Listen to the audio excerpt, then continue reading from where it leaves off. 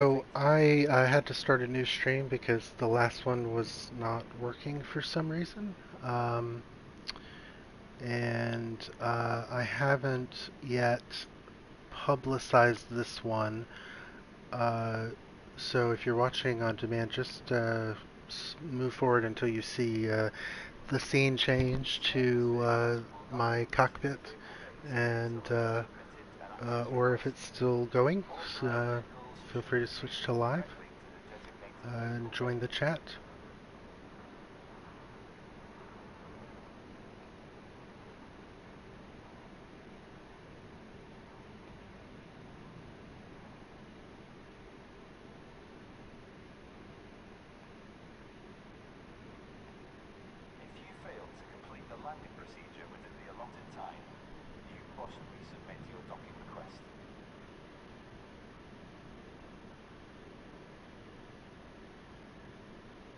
Hmm.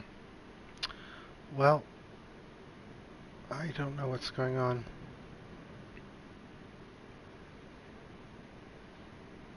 Because I'm getting the same behavior as before with the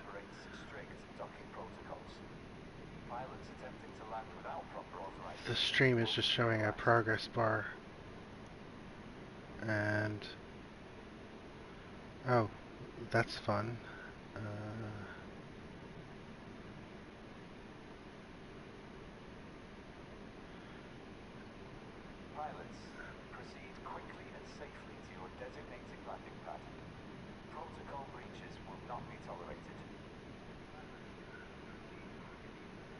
hmm. On Twitter, I can see the video, but I can't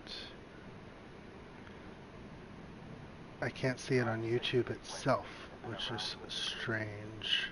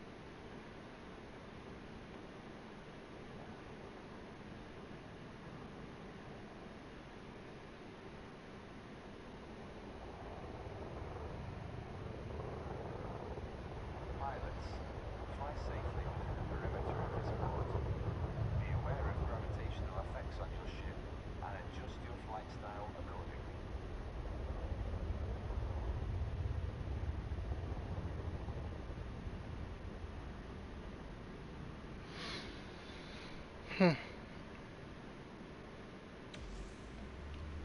This is weird.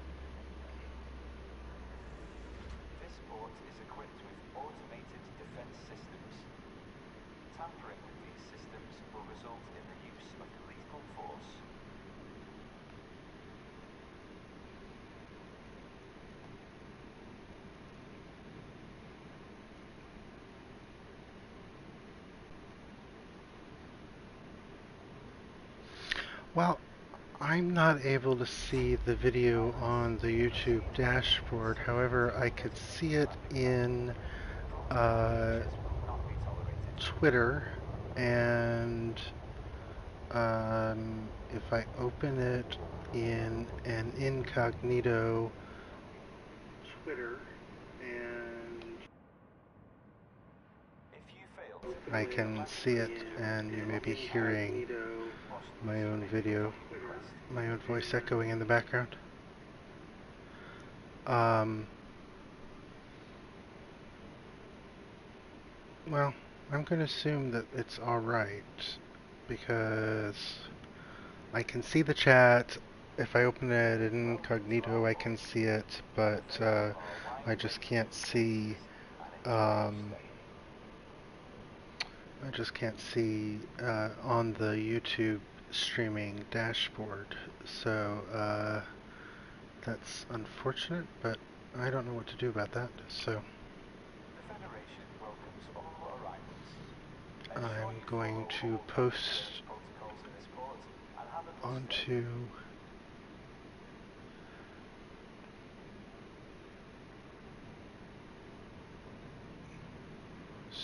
Google Plus, and then I should be ready to go. This terrestrial port takes a zero-tolerance approach to criminal activity.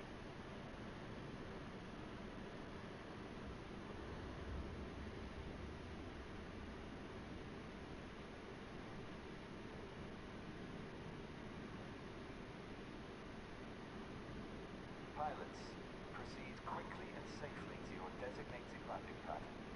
Protocol breaches will not be tolerated.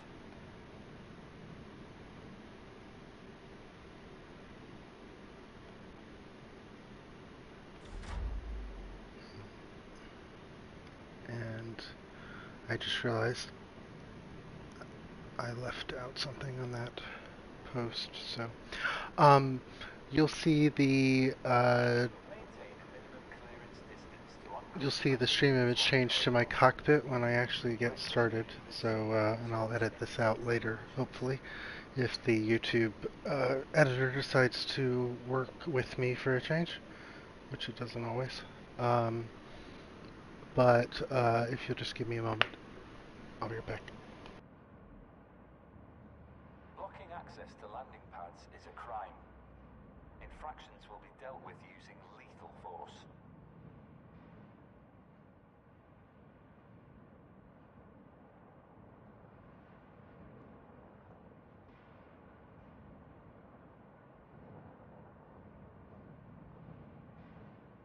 If you fail to complete the landing procedure within the allotted time, you must resubmit your docking request.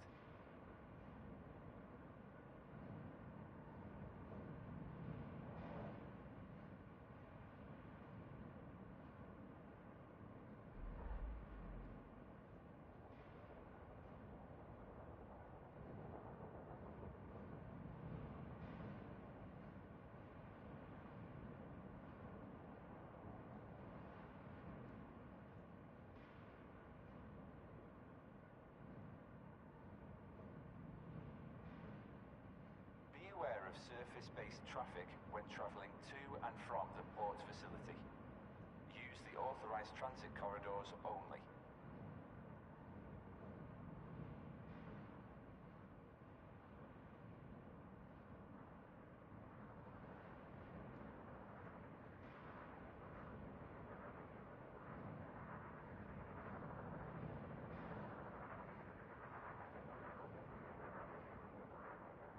Criminal activity will be dealt with by terrestrial port security.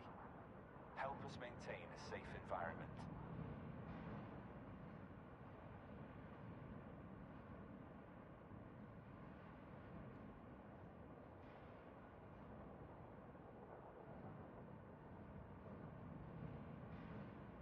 Surface vehicles may only enter authorised vehicle bays. All docking bay garages are closely monitored for your safety.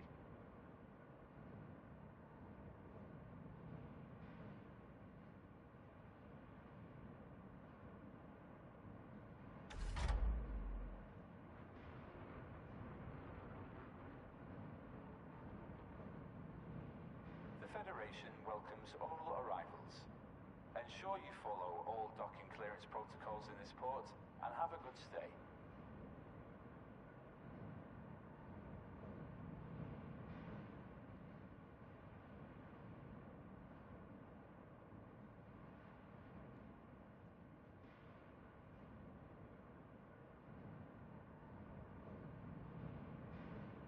This port is equipped with automated defense systems.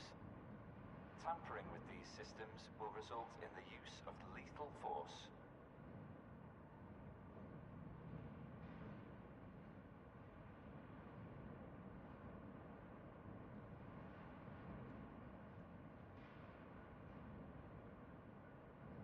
Maintain a minimum clearance distance to oncoming traffic in the flight corridor. Okay, we'll start in about 60 seconds.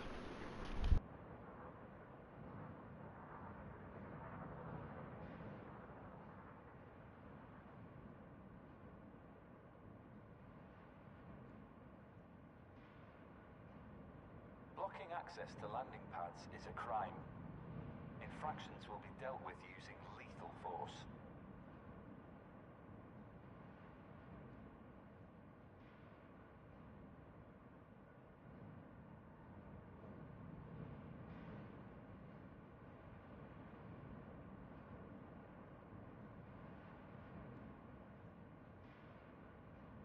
Pilots, proceed quickly and safely to your designated landing pad. Protocol breaches will not be tolerated.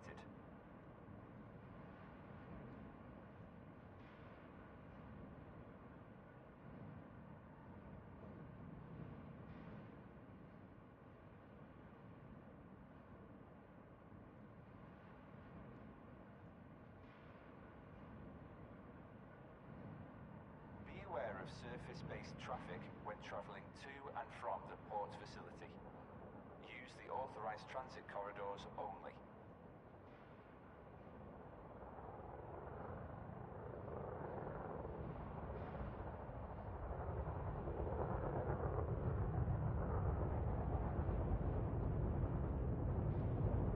Criminal activity will be dealt with by terrestrial port security. Help us maintain the All right, so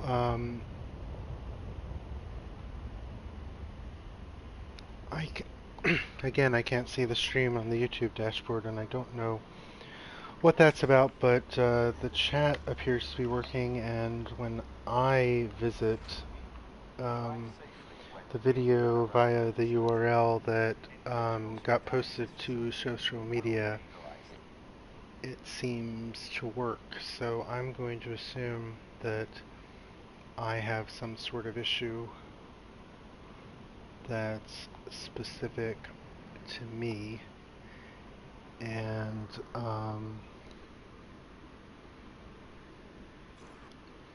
This port is equipped with automated defense systems.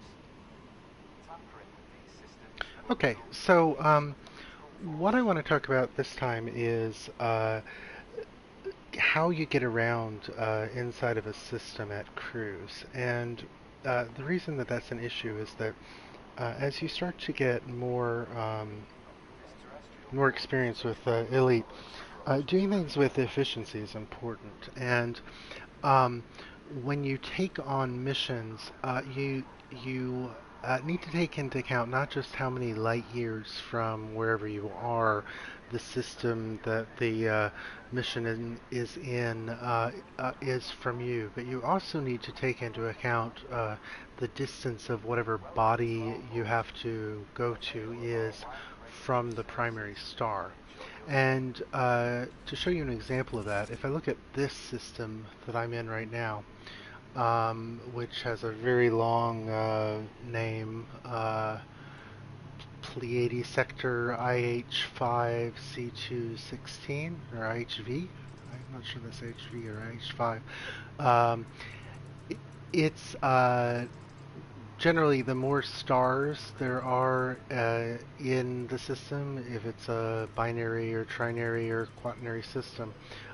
This is a trinary system. There are four stars, but this smaller one and this one orbit around a common barycenter. So this is actually just a trinary, not a quaternary system.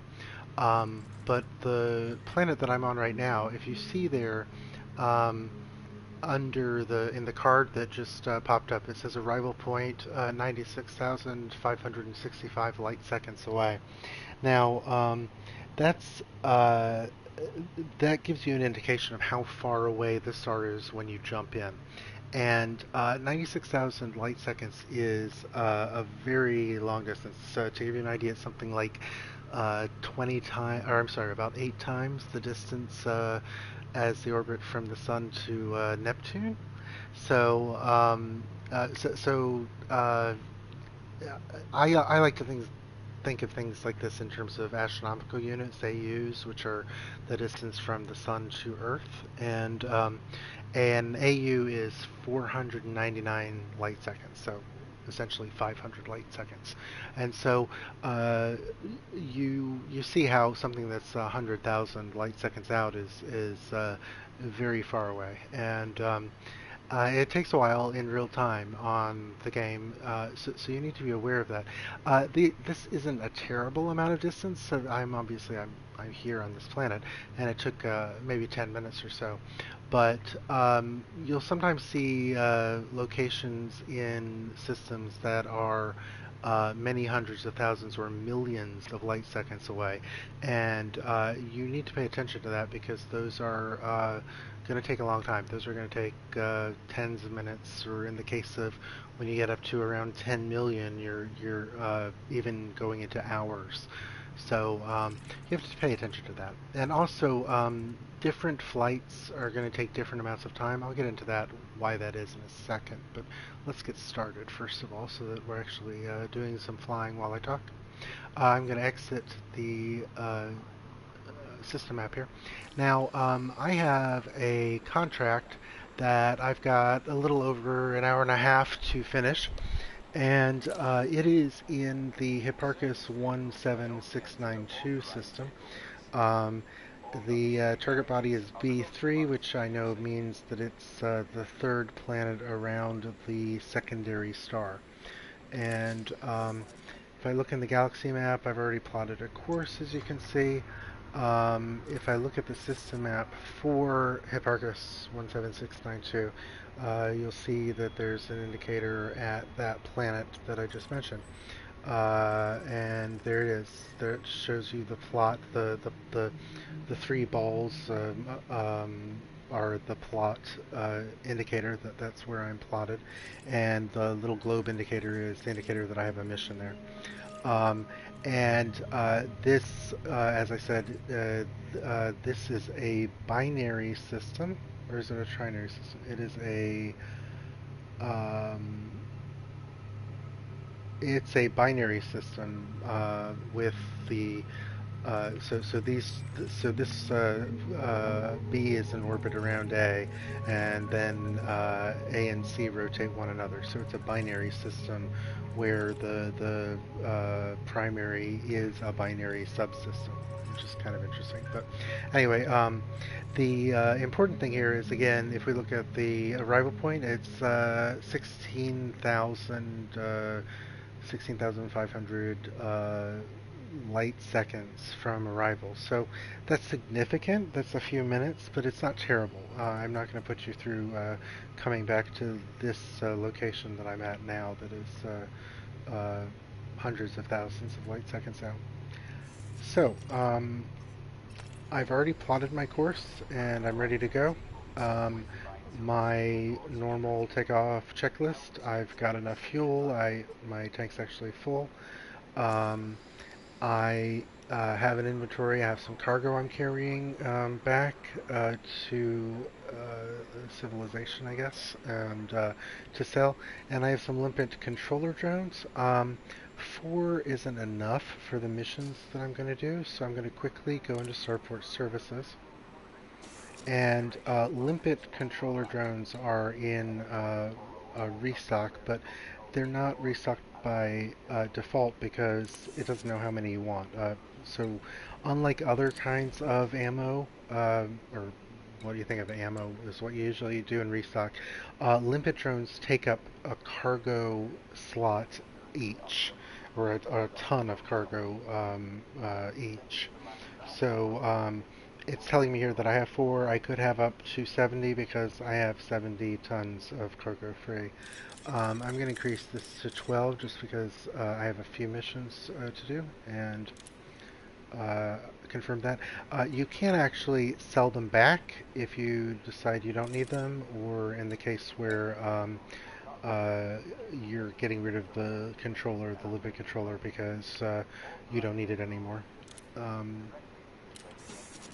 Okay, so with that done, I've already looked at the mission board. I am very full up on missions, and I don't want to take any more because I want to finish these missions that I've got and then work on this week's community goal.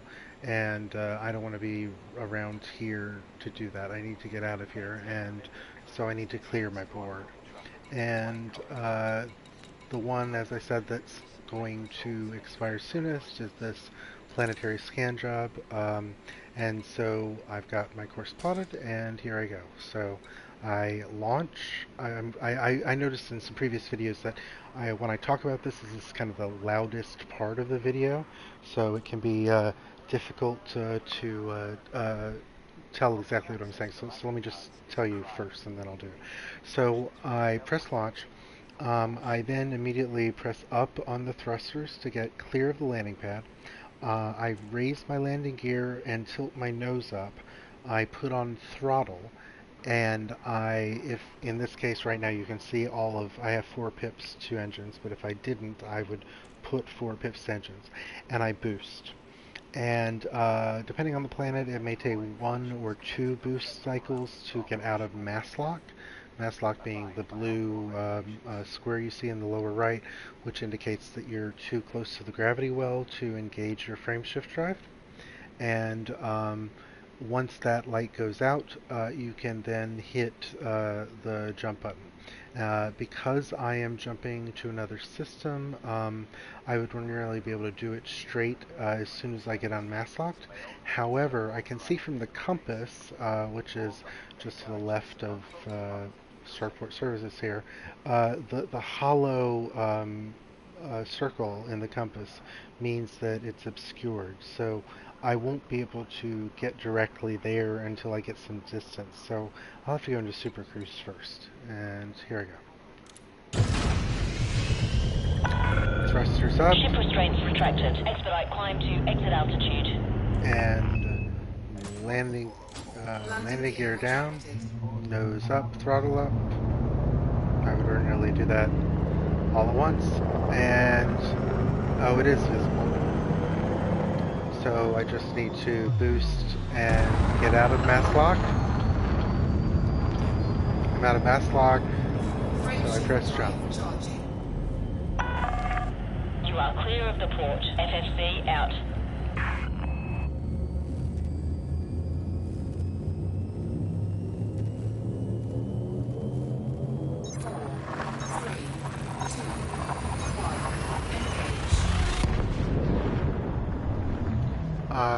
This is a 2-jump trip, so when I get to this far point, the quickest thing to do is the moment you jump out, look at the compass. Compass tells me it's above, and it's obscured by the star, but not very much. Meanwhile, I'm running my scanner so that I can collect some data if I hadn't been to this system before, but I had. And then as soon as the frame shift drive cooldown is done, I press the jump button. Doing all that kind of makes sure that I don't get jumped by pirates if there are any right around the star.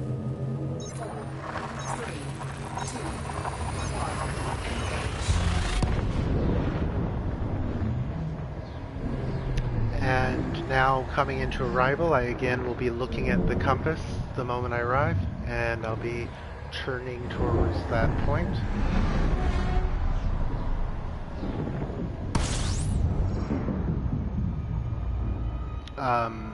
You generally don't want to turn in towards the star, so that may mean that you actually turn the opposite direction from what the compass is telling you.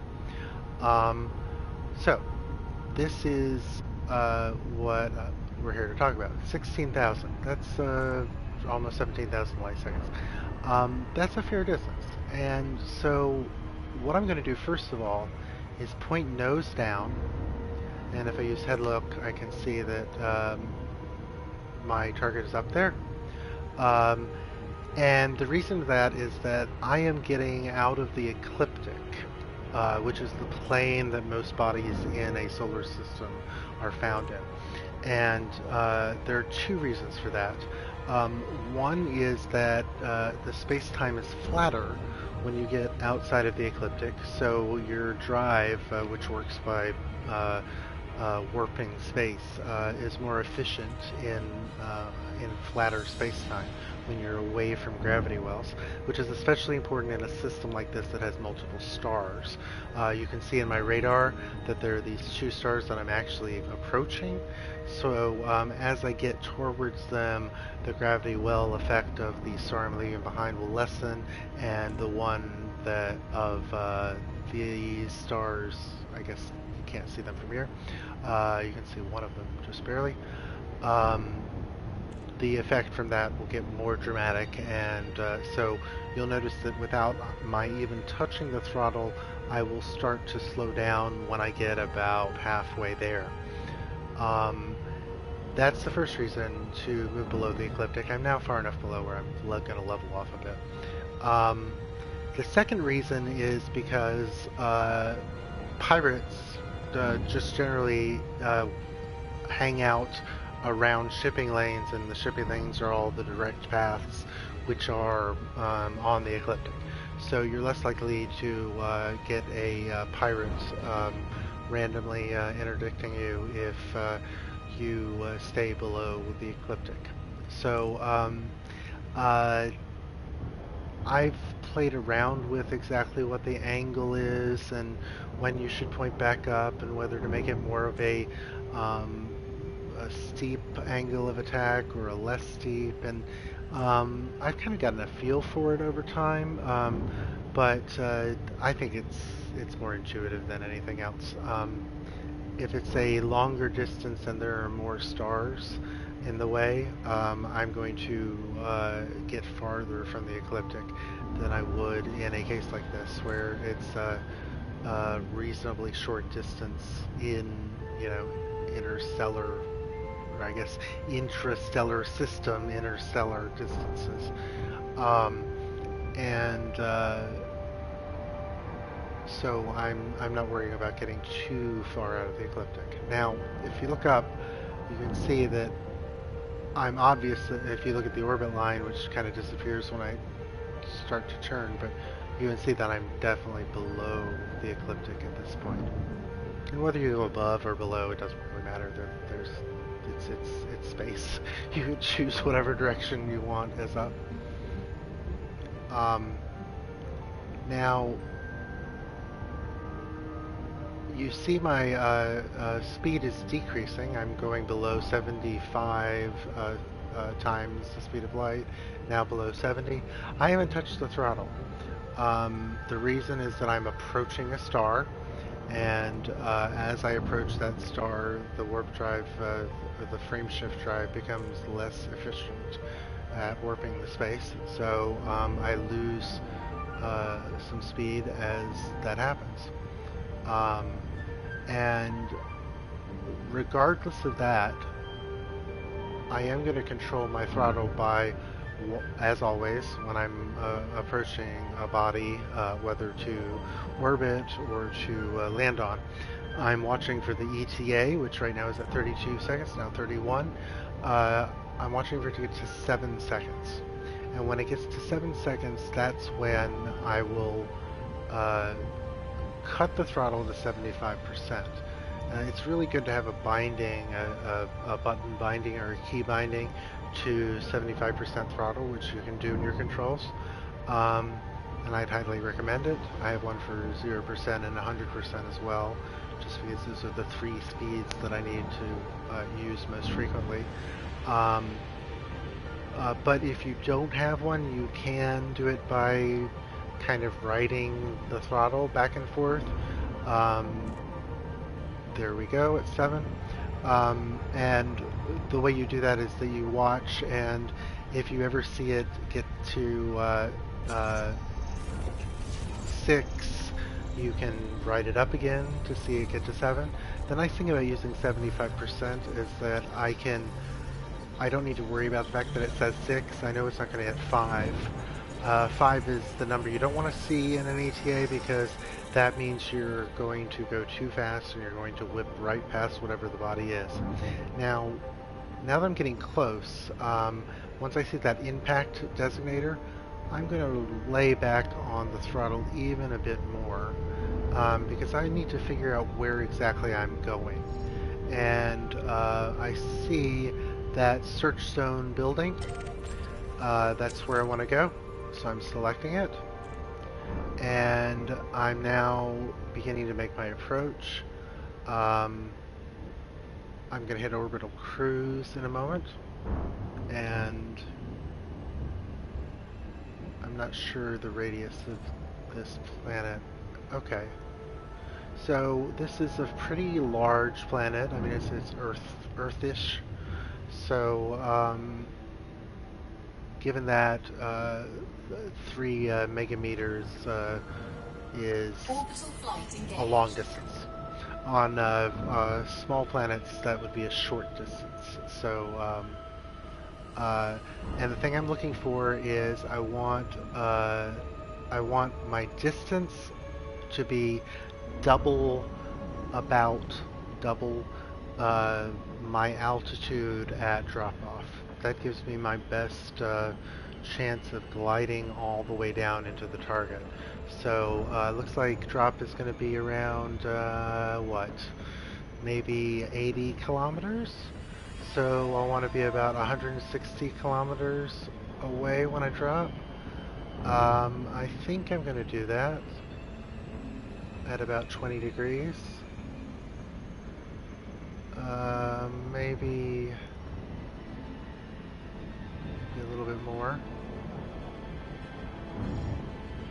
25 degrees. I don't want to go much. I think you can go into cruise as deep as 45 degrees, maybe 40 degrees, but no more. And you can go into cruise as shallow as about 12 degrees.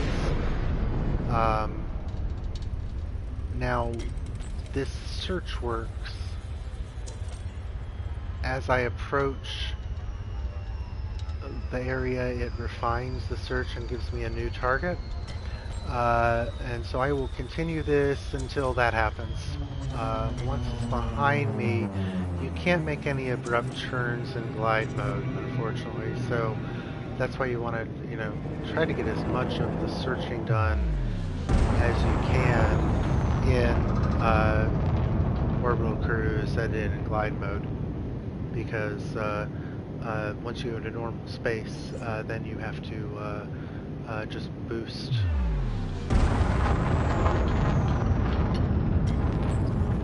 Now, this planet is 1.5 G, which is high enough to be a concern. And now that I'm below a kilometer, I'm going to actively manage that by not turning around until I've arrested my downward momentum, which I have now done, but only with the help of upward thrusters.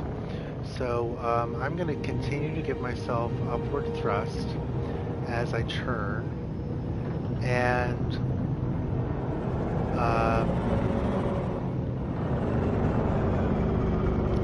then I'm going to make most of my maneuvering at level, just to be on the safe side, because at anything above about 1G, it starts to become an iffy matter.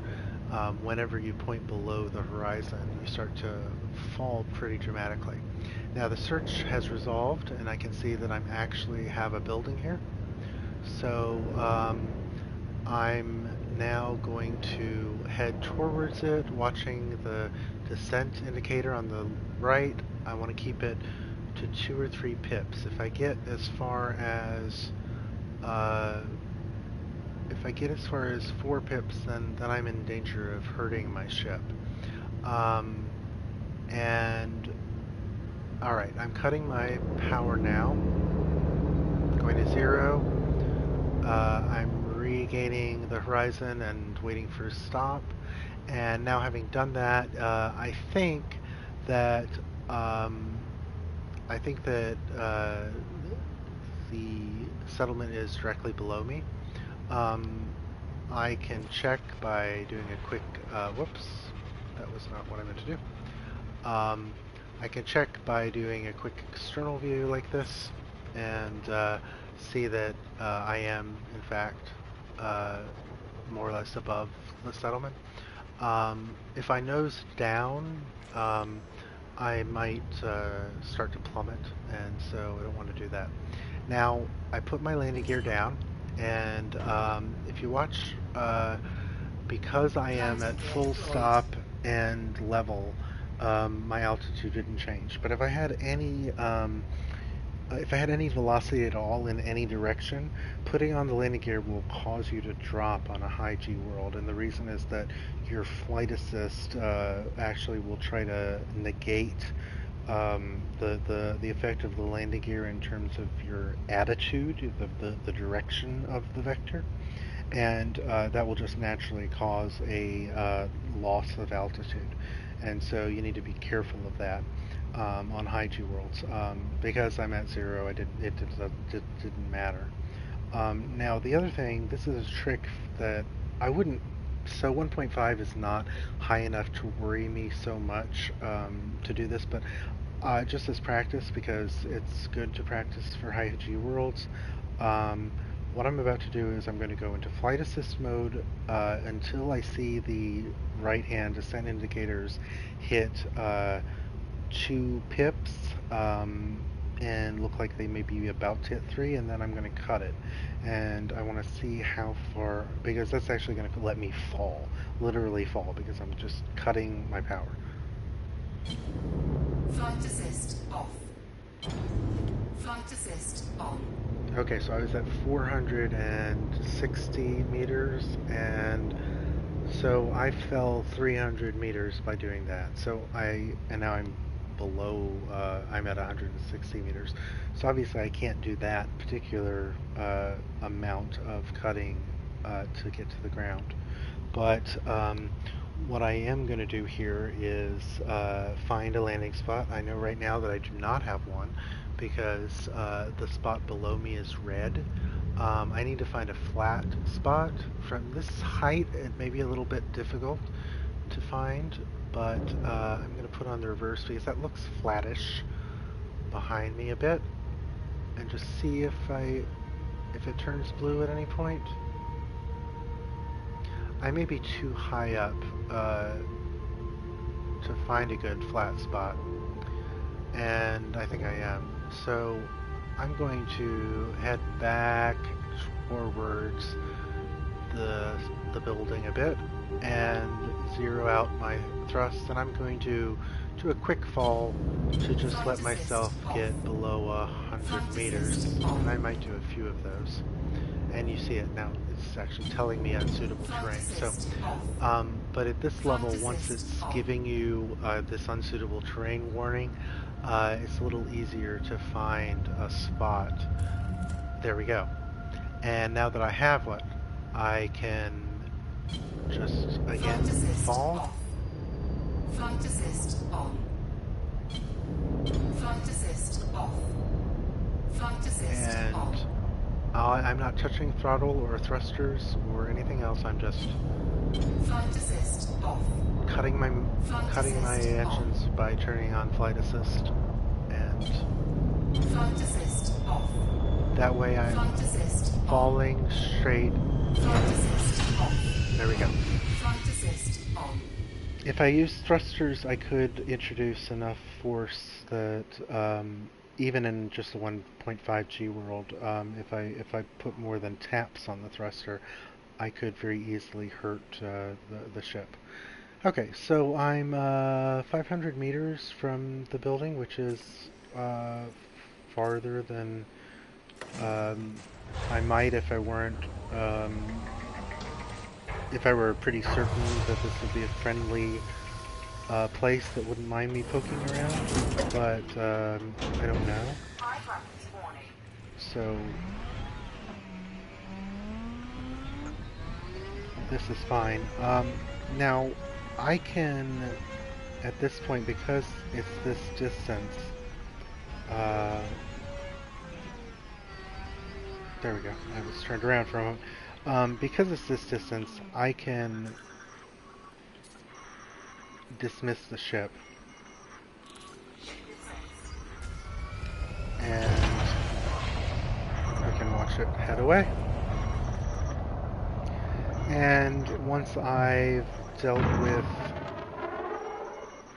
taking reconnoiter of this settlement. I should be able to call it back.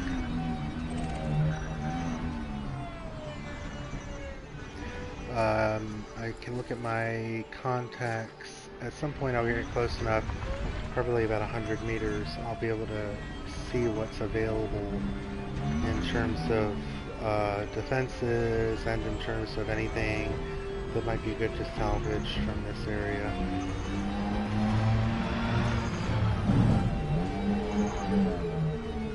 Okay, I want to stay out of the perimeter because that'll awake the defenses, so I'm going to stay out of this pool of light and just kind of get up to, but not into, the settlement.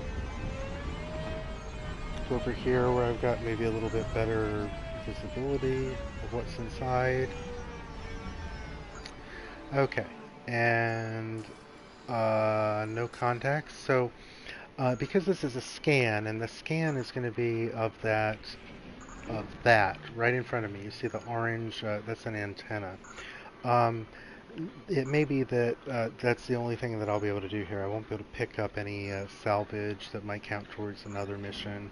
I didn't look, but I may not actually have any other missions in this particular planet. Now, when I see data point active, that means that I can stop and there we go. Switch to turret. I target the data point, and then I use my secondary fire. Don't use the primary fire. You don't want to shoot it down. And you just hold it until you have completed scanning. Incoming mission critical message. There we go. And no sirens. I don't see any skimmers coming up. So it seems like they're not going to notice or care that I just did that. So I'm going to go ahead and get over a hill just so that I'm not... I didn't look at my contacts just to see if there was any salvage, but there isn't. So I can now call my ship back. And it'll find a place. Let's see what these messages. These are the expected messages that you get for these, telling me to return to base and so on. Here comes my ship.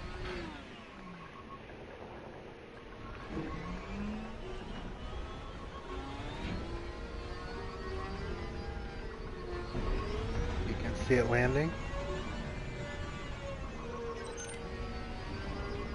You see that it generally lands almost a kilometer away, so that's why if I'm sure that I'm not going to get fired at, I just try to land it myself a little closer, because if I have to go make back and forth trips with cargo, or if I need to use the ship's weapons for some reason, I'd like it to be closer to me, but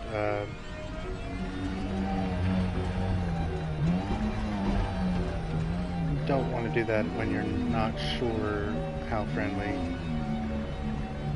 the outpost is going to be to you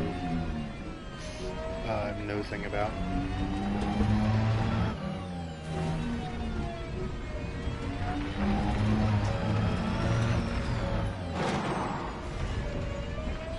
I used a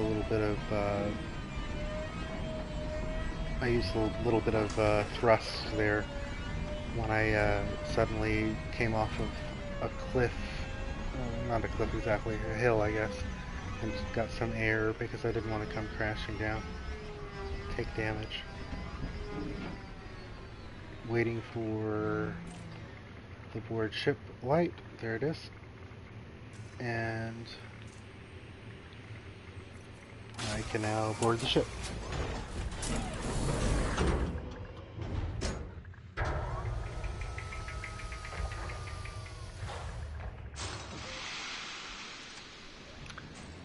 And now I'm going to take a quick look at those messages. Most of them probably were just of the job well done, go bring us the...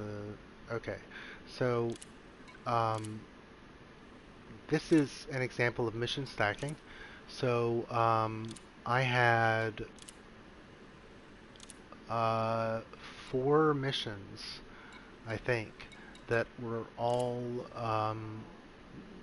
looking for that information. And so if you can get different missions from different givers and even the same givers from different stations, they want the same information, and so you just have to do it once for a scan. And so I should now see that, yes, so you see that the ones don't have ETAs or deadlines anymore.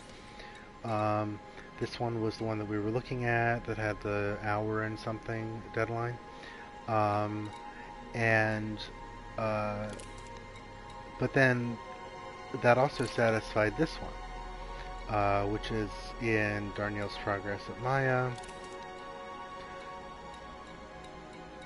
And I guess that's it. I guess we got 2 messages for each of them, so that was why there were 4 messages. This one is from Pleiades Resource Enterprise, and the other one is from Merope Expeditionary Fleet, and one of those is allied with the Federation, and the other one is allied with the Empire, so basically I'm going to get almost 500,000 credits out of the Empire here, and here I'm going to get 200,000 credits from the Federation. I am in Hipparcos 17692, which is the location of one of the mission's turn-in points. But this is the other thing about in-system movement that I wanted to show you with this. So if I go into my system map again, just to remind you where I am, I'm on the 3rd planet around the 2nd sun. So Hipparcos 17692b, B being the star, 3 being the 3rd planet. And the station that I want to turn this in is here, which is orbiting planet A4D. So it's around A, the 1st star, for the 4th planet, the purple gas giant up there, D being the 4th moon. So you see that it's 1900 light seconds away from the start, and that's the important number, is to get to Black Mountain Orbital, which is where I turn in this mission. That is almost 2,000 light seconds from the jump point. And now if I go into my nav computer, on the other hand, and I look for that orbital, it's 15,000 light seconds away. And that makes sense because I traveled 16,000 light seconds or more to get here. I could reverse the trip like we just saw, but that would take, several minutes, as you just saw. So a way to quickly get there, so there are a couple choices. I could go to Maya instead and go turn it in there and continue along. And if I wanted to sit here and play around with looking at my missions and seeing, do I have anything else in Hipparcos, that's the main thing that I'd be looking in, is do I have anything around Hipparcos B, because I don't want to come back to this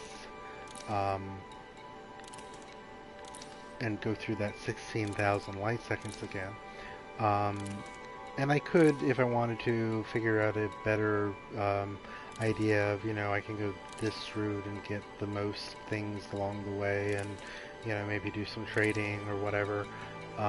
But that's time consuming, and I won't do that on a stream. But just checking to be sure that nothing is around this star that I'm already around, because it will be painful if I have to get back here. Doesn't look like it. Looks like everything's in Merope, actually, except for 1 or 2 drops. So On that basis, I'm going to assume that I do want to come back to Black Mount Orbital in this system and turn in this mission. But instead of flying there, because that's 15,000 light seconds and that takes a long time, instead what I'm going to do is I'm going to just select the nearest star that is in my field of vision. And there it is. Well, not field of vision, above the horizon of the planet. And the reason that I do that is because jumping to another star and jumping back will put me within, what was that, 2,000 light seconds of the station, and will take much less time. The reason that I would choose one that's over the horizon is I'm trying to find one that's not over the horizon. That one's not. That one.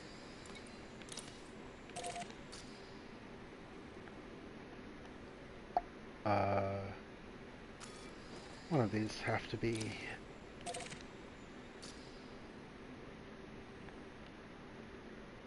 Yeah, well, just imagine.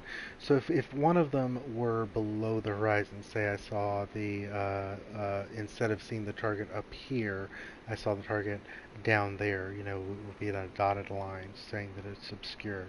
That'll take longer for me to get there as well, because I have to climb to supercruise distance and get enough speed to be able to unobscure the planet or unobscure the star from the horizon.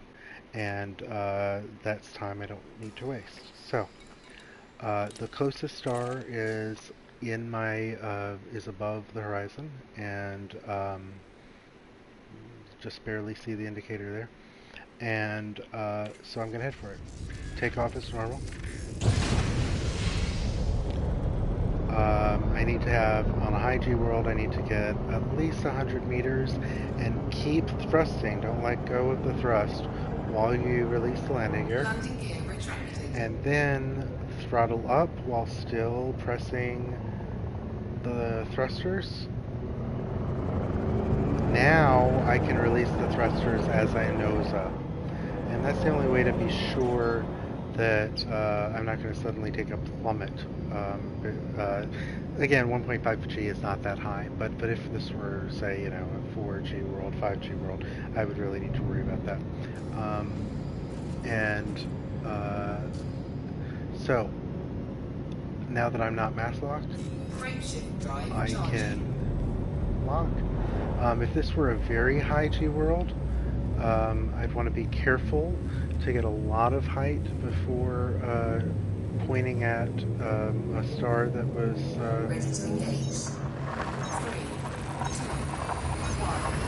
close to the horizon, because I would plummet. But again, 1.5 G isn't that bad, and that wasn't that low on the horizon, so nothing to worry about.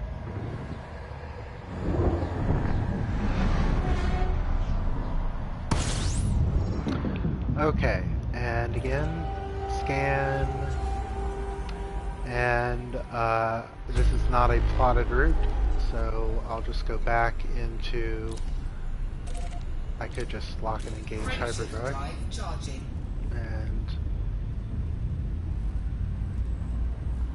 and then the other nice thing if you have a scanner is when you do these sorts of jumps, you almost invariably jump to something that you wouldn't go to for any other reason.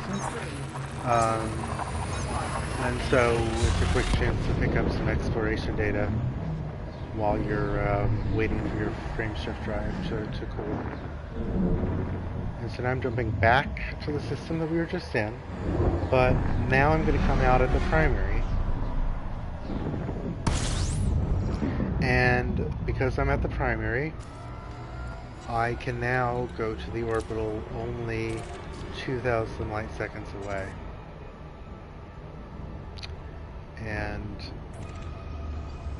I'm gonna honk my scanner again just because I didn't think I had any other missions around here, but if I did,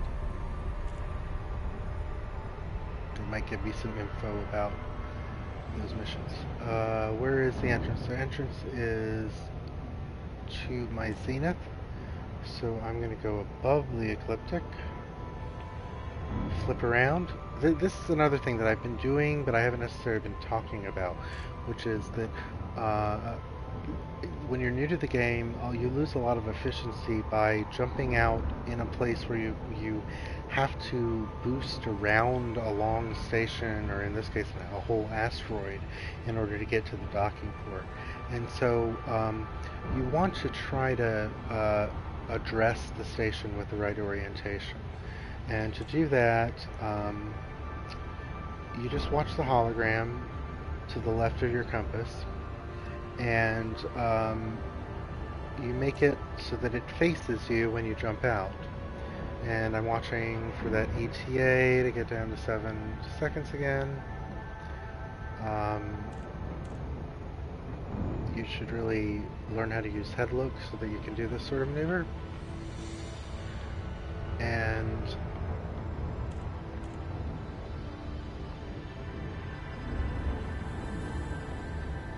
now that I can see in the hologram the docking port is right, I'm going to put it right downwards, and but now you see that I'm off center with respect to this, to my target. So I could now flip around and do the whole thing again, which, because I was talking to you rather than paying attention to what I was doing, is what I'm going to actually do. But when I get closer, I'll show you what I should have done when I noticed that I was off. Okay, so I'm letting this skew towards my right on purpose, because I'm going to show you how to correctly solve it, which is to simultaneously pitch while rolling. See, if I do them both at the same time, I can keep the attitude with respect to the ship while I do the roll. Whereas if I just pitch, I can't do that. You see how the hologram moves. So I fine-tune my orientation. I want to get the docking port lined up as close to straight ahead as I can, and that's just tweaking while I go along. And when I feel good about its location, that's when I will center the target and just wait for my speed to get down to my distance and speed to get down to the 1 megameter and 1 megameter per second.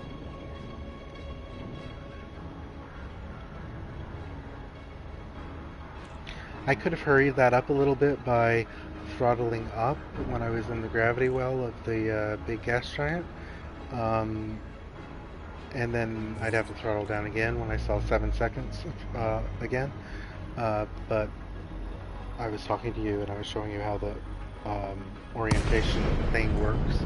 But there we go. The docking is right in front of us, as you like, and there's no boosting around the bottom. Lacey, Tango, Romeo, Echo. Submit a docking request and a landing pad will be reserved for you, Commander. Access granted. Proceed Looking to landing for pad the green 15. side, which I see is on the right. And I'm now going to reset my pips, which will slow me down a bit. And then I cut throttle a bit just to get me below 100 meters per second. Because when I'm not in a rush, I'm not trying to avoid scans because I'm carrying something illegal. I want to stay below the speed Stay on limit. current course, Commander. Docking bay is prepped. Because you don't get a fine for just going over the speed limit, though they'll yell at you. But if you hit anything unintentionally, then you do get a fine, and if you hit another ship, you're on the hook for any damages, including if you destroy it. You're the one who has to pay for the rebuy. So don't speed unless you mean to.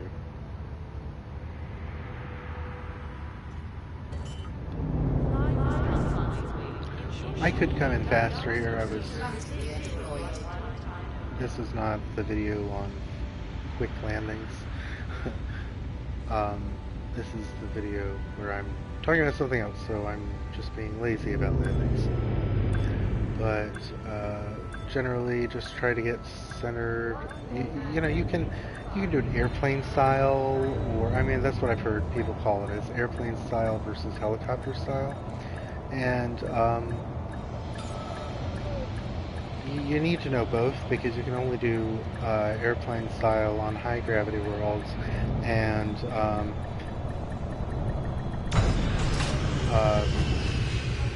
that's not true. You can only do airplane style on mid-gravity worlds, and Station facilities are at your disposal, you Commander. can only do helicopter on cases like mega ships or outposts where you have to like navigate between pylons and things.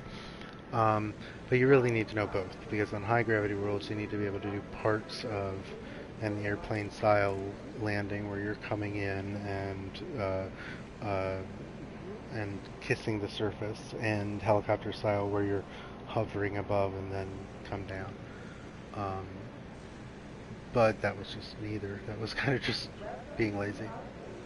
Alright, so again, if you enter the hangar and then immediately hit Starport Services, then you can do both. You don't have to wait through one animation while you... I go into the commodity market before I go into missions usually, because I just want to leave room for any rewards that they might have for me. And it also gives me a chance to look at the other missions that require some cargo capacity. There's the planetary scan job, and I should get a couple 100,000. There I do.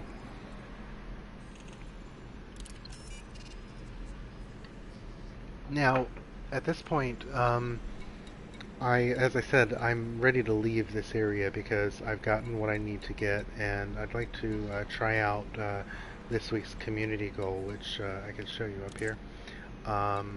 The trade one, which is the one that I'm interested in, is, wow, it's very rapidly reaching its target. It involves going and getting alien technology, so that'll be interesting. That'll be completely different for me to stream, so hopefully I can get done with all of these many missions I've accepted in this area, and be able to get over to that area.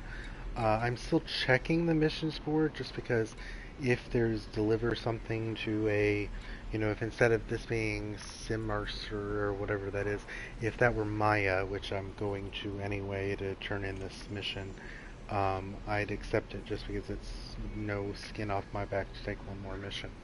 But for the most part, right now I'm closing out my contracts. So, and right now you see that I do have a bunch of them. Now, I'm not going to actually do them here on this live stream, because you've seen in previous videos, which you can look at on the channel if you haven't, examples of my doing all of these. I haven't done the landmines one. Maybe I'll do that before I cut the stream. Excuse me. But one thing to notice is just kind of my strategy. Where are these? Now, this one is in Maya. This one is in Maya. This one is in Maya. This one is in Merope. This is delivering. It's a data delivery, so it just has a single hop. I just have to get there. This is also delivery, also to Merope.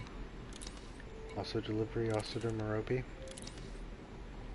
Another target scan in Merope.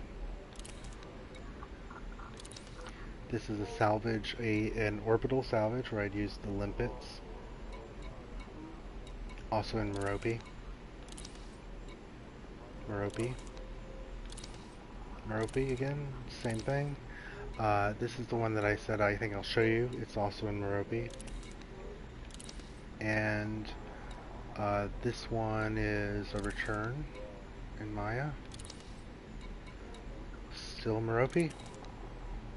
So I'm pretty much set to close out my contracts. I've got everything in Merope and Maya as far as actually doing things. And then you may notice that in terms of where I have to turn them in, there's only 2 or 3 systems in that. So like this one is Hipparcos 17694 Hudson Observatory.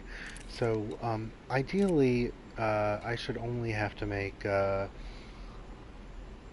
few trips to be able to close out the rest of these missions, and so the time will be actually spent doing the missions rather than shuttling around, and so that's a good thing.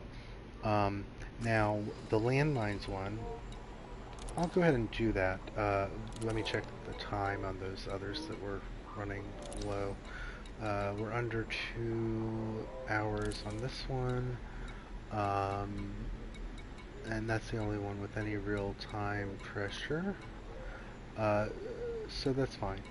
I think I'm pretty confident about being able to do this one first. Merope 2A, if I recall correctly, is also the planet on which Alcazar's Hope is. So I can go there at the same time. Just make one planetary approach. I know this is a planetary mission because of the icon. The icon has a planet there. So I'm going to open the galaxy map.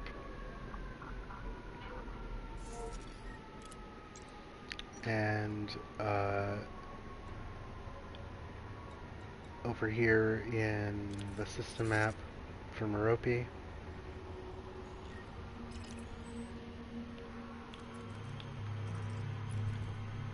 you see I have missions all over the place. So you know it's ideal when they're when you can handle multiple missions on a single spot. However, that said, some of these, like here to Reed's Rest, that's for turning in. It's not for doing the mission. You get these little mission markers for both the places that you have to go to do the mission and the place that you have to go for the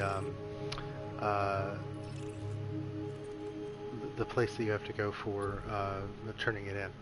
So I can see that I've got missions around. This one is not. You don't see the blue, so that means that I can't land on that planet. So that's obviously an orbital mission. But you can get orbital missions on landable planets. You just can't get landable missions on non-landable planets, obviously. So where I'm going to be going though is Merope 2. There's Merope 2, Merope 2A, and this is where Alcazar's Hope is. And that's not going to be where the landmines are, but they're going to be on this planet. So I'm plotting a route there. Exiting the galaxy map, I now have a plotted route, which is a single jump.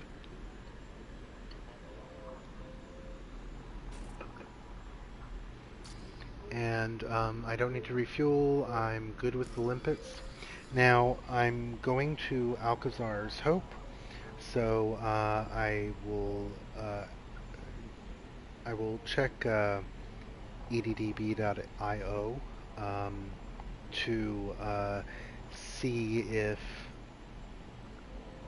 there's any profitable trade I can do from here to there. So I'm actually just going on the website at this moment, and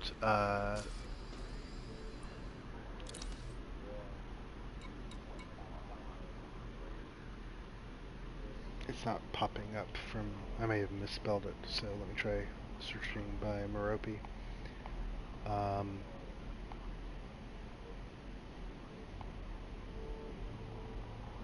Yeah, there we go. Merope, and I'm. If you follow along with me, if you have a browser, go to eddb.io, and on the top nav bar, there's trading, and if you click on trading and then you click you single hop trade, and what I'm doing in there is I'm setting my buy from system to be Merope and the buy from station to be Alcazar's Hope, and that's backwards, but that's fine because there's a swap button. So I'm going to swap to move that to the sell to, because I'm selling to there. I'm buying from here, which is Hipparcos 17694, but if you didn't know that, or no, it's 17692, it's there. HIP 17692. It fills it in, tells me that I've got black mount orbital, and so putting those in, it tells me that there is exactly one profitable thing to sell between the two, and that is cobalt for a measly 230 credits. But um, I'm going to get 4 landmines in my hold as well, so I can't completely fill my hold. So I'm going to metals, finding cobalt. Um, so one thing that's useful when you look at ADDB is to see how old the data is, because how ADDB gets its market data is people who play the PC version of the game can run a little helper that like literally takes screenshots and does optical character recognition to see what the prices are on this screen right in front of you, and that's how it saves. That way, people aren't being griefers and injecting incorrect data into the database all the time. It's a little harder to create a convincing screenshot like this, and uh, the thing is that somebody has to actually in the game have gone to the place, and so it tells you how old the data is, and I can see from what I'm looking in front of me that the data for where I am right now is in Black Mount Orbital is 16 hours old at this moment, and in Merope it's 2 hours old. So I'm pretty confident about the destination data. That's good. Um, the source data I wouldn't be totally sure about at 16 hours. That's generally okay, and it is actually right now. It's telling me at 606 that this should cost me 626 credits, and it does. So I'm going to first go all the way to the right until I fill my hold, but then I need to leave some room for those landmines, and there's 4 of them. And because when you go to a site like this, there's often other useful, expensive, valuable stuff to pick up, I'm going to go another 10.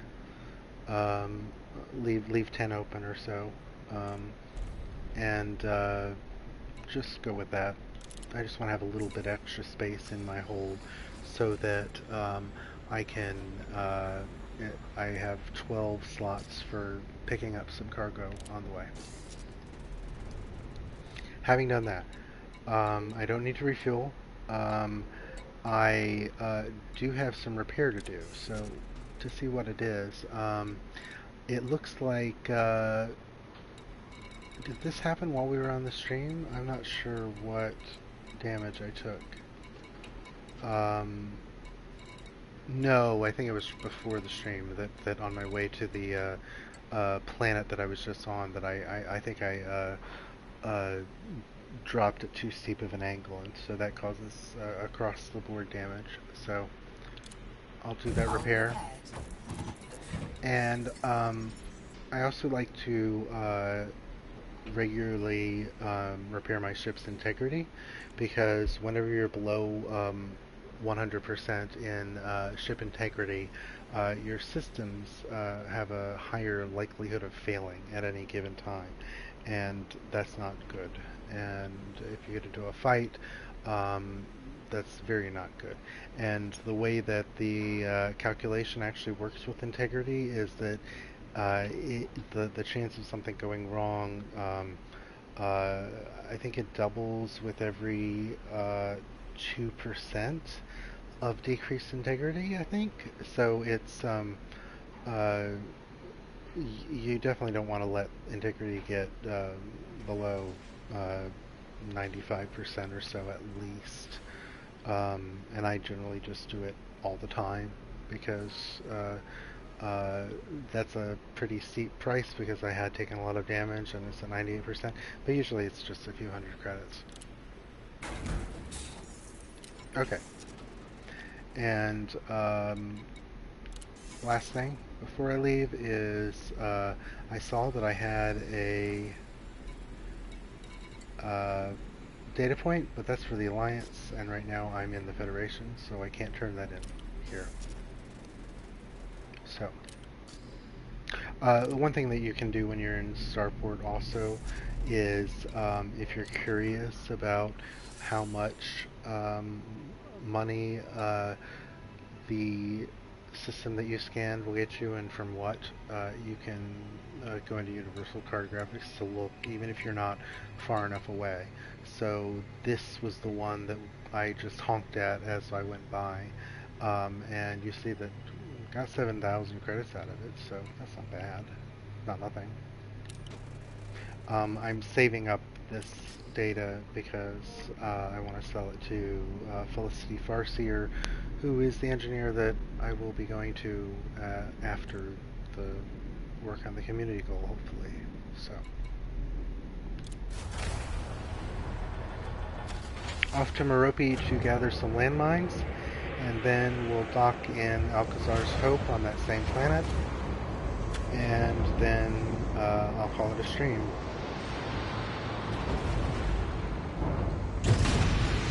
At that point, I'm gonna... Pad detached complete. Regulate speed until clear of exclusion zone. After I've closed the stream, I will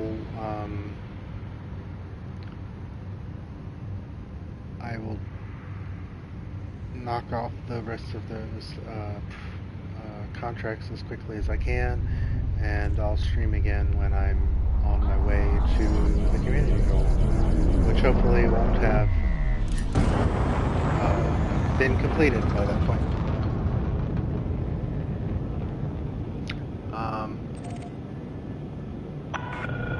Clear of station perimeter. Take care, Commander. Now notice when you boost, you get faster thrusters. So in a large ship like this Python, where you have to deal with very slow maneuverability, hitting your thrusters or pitch or roll or yaw while you're boosting can help with maneuverability just as it can with speed. And that's something that new players sometimes miss, and it's important to keep in mind. Incoming mission critical message.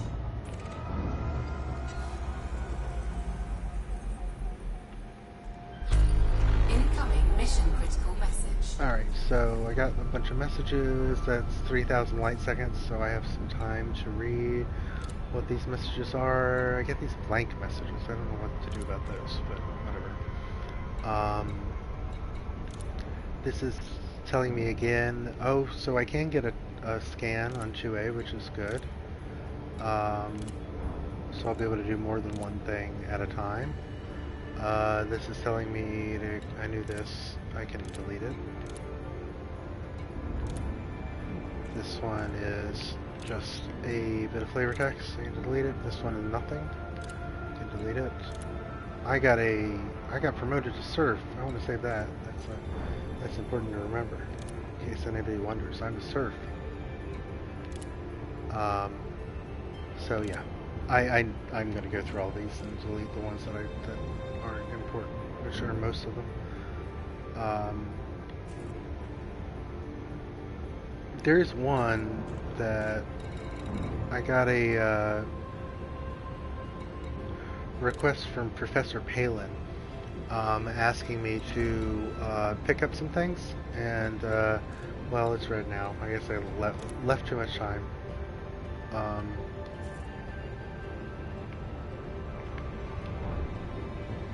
I don't know how long you're allowed to sit on that message before you respond, but apparently more time than I did. Professor Palin is one of the engineers, but he's a later one. So the fact that he contacted me, I probably was wrong for not jumping on the thing he offered me, because I won't unlock him for a while. And maybe if I had done that mission when he was requested it, I would have unlocked him earlier, but it involved going far away from where I was, and I didn't want to leave this nebula until I'd finished the business that I have here. Okay, so when I get close enough to the planet, I'm going to get that target with the search area, and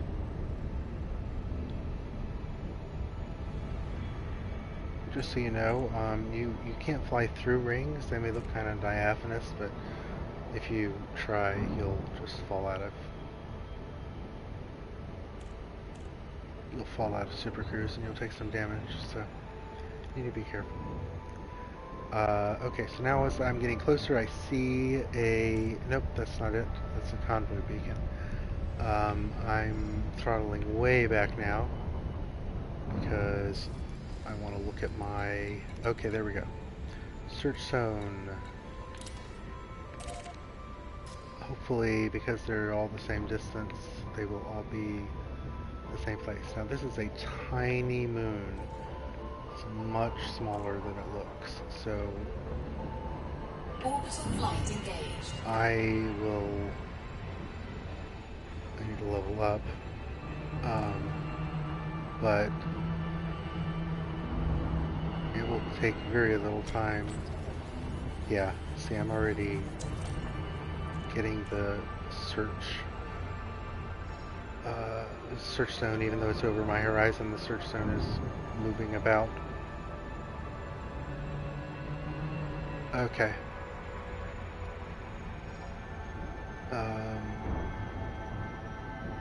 Looks like it's gonna drop at 75.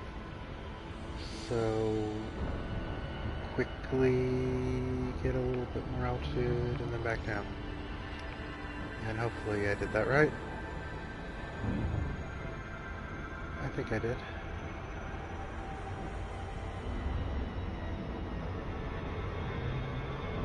A little early. I dropped a little early, but this is going to be okay.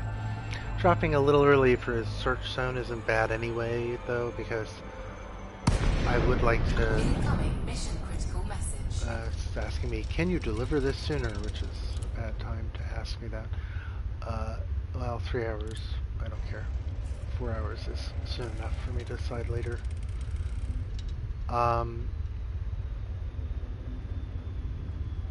So hopefully I can get the search zone to move again. There we go.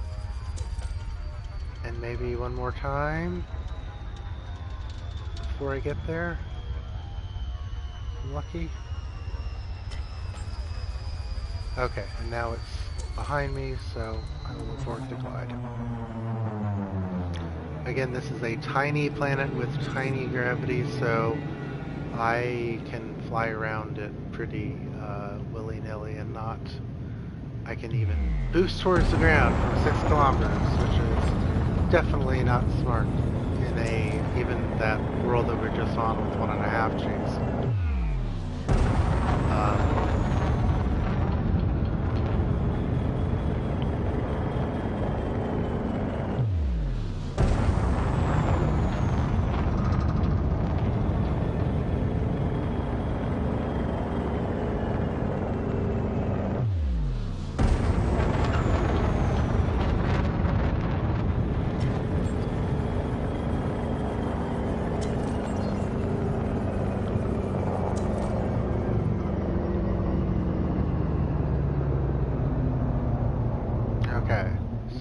Building, and now we're not high G, so I can show you the other way that I would do this same thing that I did a moment ago at relatively high G.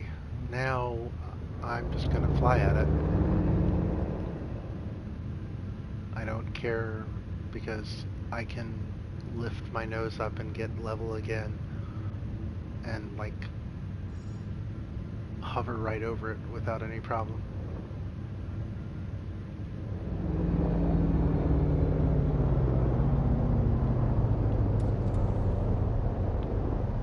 Okay, so getting the lay of the land here. I see that there are those gun emplacements? Those look like these might be gun emplacements. I don't see the scanner. Oh, there it is. The scanner is... That's better. The scanner is just to the left of the building there. It's just to the right of the word, right? It's just to the right and above the word building. And so this might be considered cheating, but I can always go into my free camera mode to take a look. I figure they've got sensors and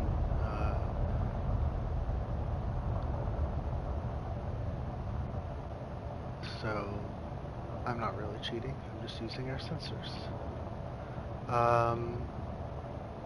There may be a gun, a turret behind that.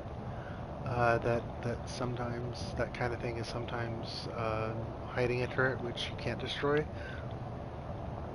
But it's basically behind arrow slits, I guess. So I don't see anything I could shoot usefully from my Python, so I'm just going to land. To do that, though, I need to put down my landing gear and find a landing spot. Landing gear deployed. And this is pretty hilly country, so I'm going to think about the fact that my Python is longer than it is wide and look for a spot where I might be able to fit.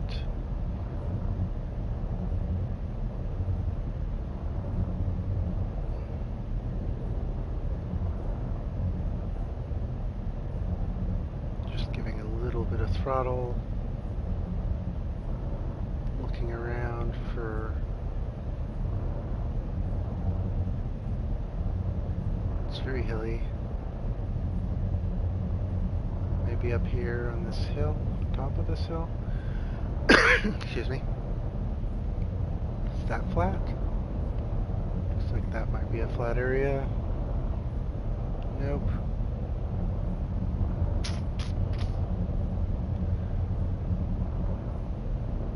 So this whole area... Oh, there we go. Perfect. Okay. Okay. So, whoops.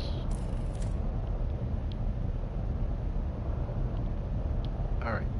Now, again, I'm not going to thrust just because that's more likely to send me away from the good landing point. Flight assist on.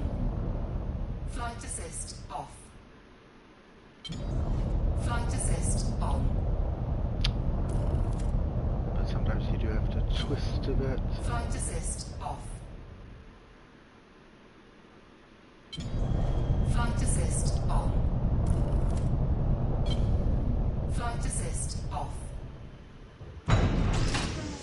Yeah. Flight assist on. And now into my Scarab.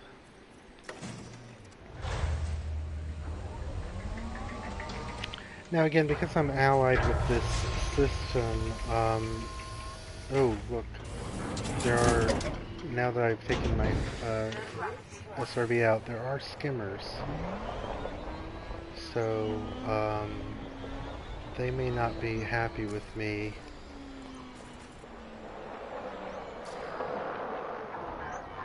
Yeah, they're not going to be happy with me, and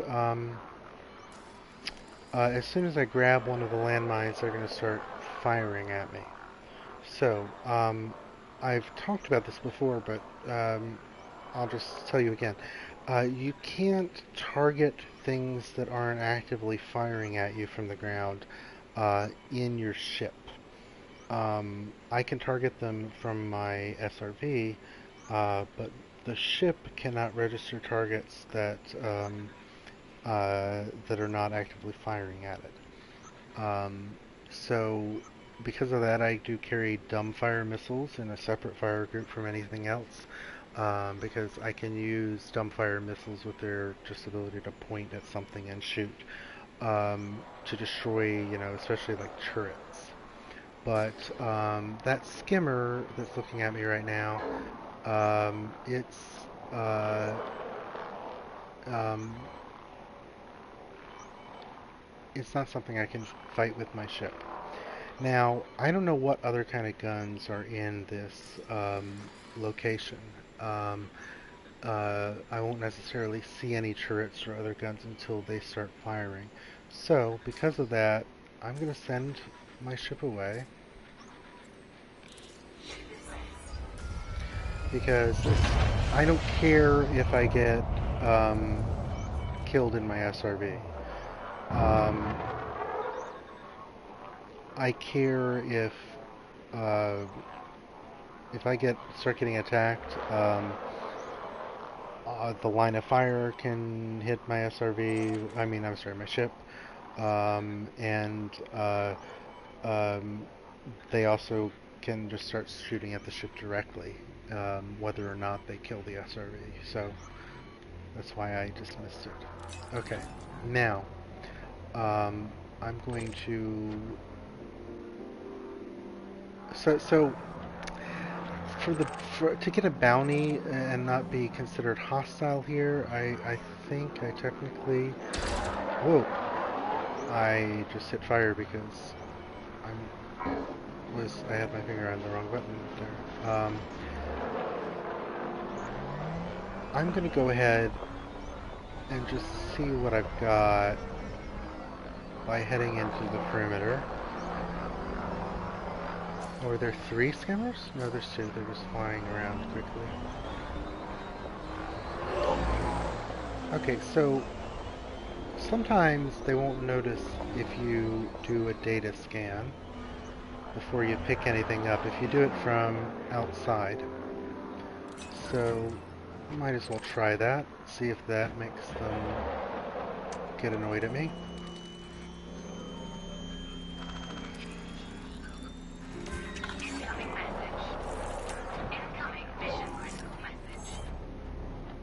Oh, that didn't seem to bother them. They don't care. Now I haven't entered the perimeter yet, though. If I go into my targets here, and I pick one of the landmine canisters, they are inside, and once I go inside, they're going to be alerted. Now, again, I could take them unawares because then they won't both be shooting at me, or I can do it in a way that, yeah, I get these messages. Or I can do it in a way that, where they fire first, and that way I collect a bigger bounty.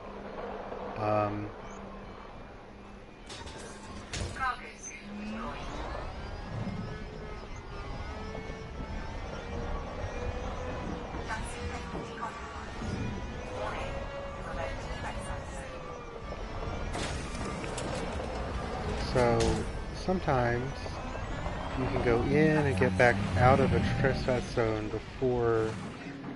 So this is one way you can do it too.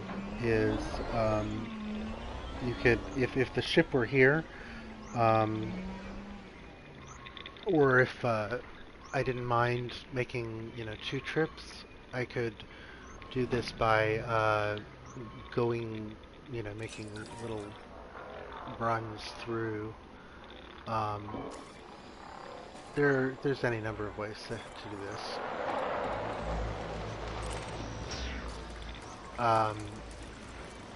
Are they scanning me? I guess they might scan. Could they scan me and decide that I'm carrying something? I don't even know. I've never tried this. Of just going in, getting it, and then running back out again. I'm interested to see what happens.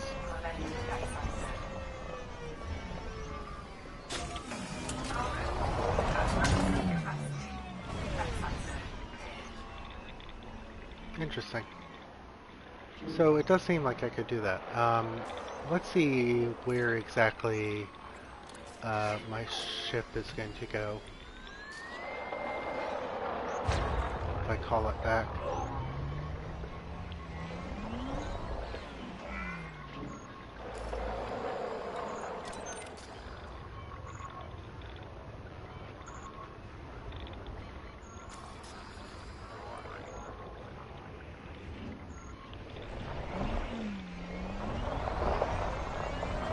Far away. Oh, I didn't read my radar right. It was behind me. There it is. So, that's not bad.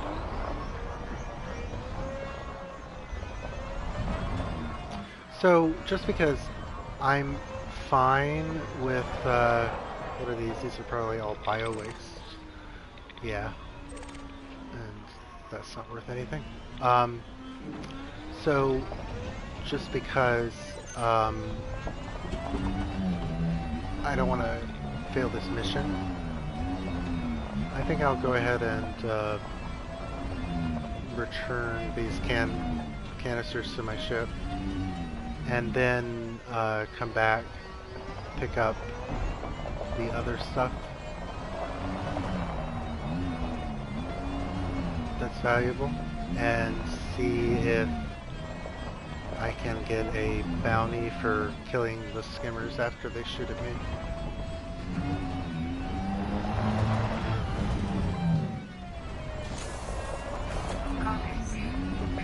I haven't actually noticed any difference in handling of the SRV when the cargo scoop is down versus up. I imagine that you could probably damage it worse or take greater damage with it down. I don't know. Because otherwise, why do you have to turn it? Why do you have to? I don't know. Okay, so transfer the cargo.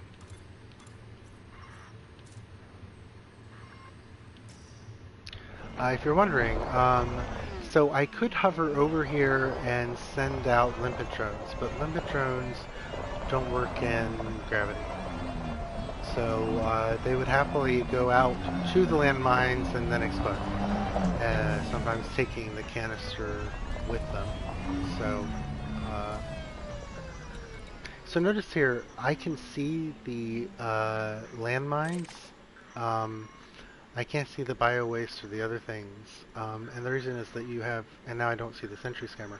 And the reason is that your SRV has a longer range for mission stuff and for your ship and for settlements than it has for anything else. So now as I move,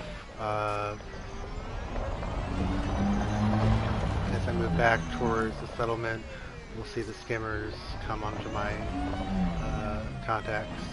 And then as I get even closer, we'll see, well,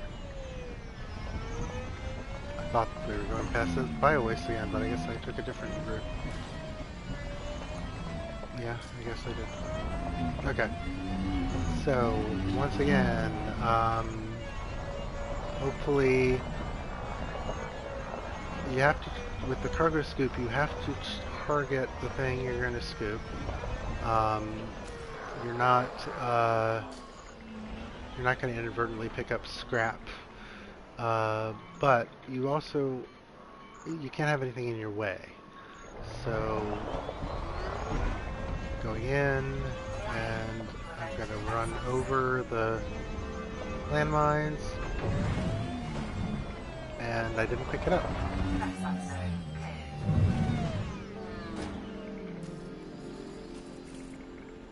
Nope, I did not pick it up. I'm not sure why. I guess in the replay I can see what I did wrong there.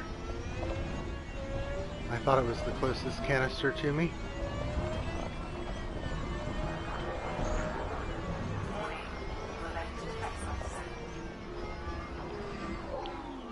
Oh, my cargo scoop. And now I just put my... Well, I'm going to get the...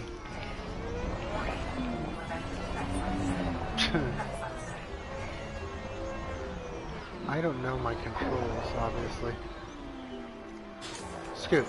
There we go. I think I was using my landing gear button, which doesn't do anything.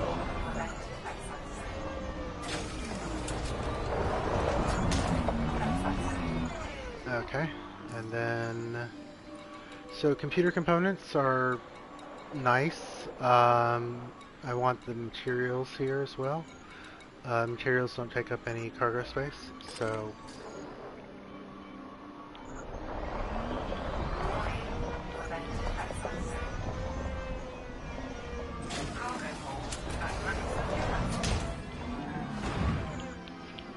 Whoops. Okay. Now I'll go return these two.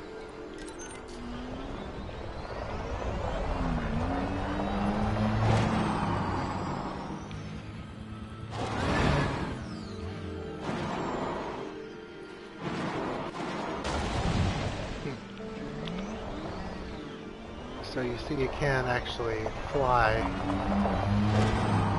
in a SRV if you're willing to take damage, not too much in a low G world like this, and you don't take any damage at all if you hit the thrusters as you're hitting, so you negate the impact.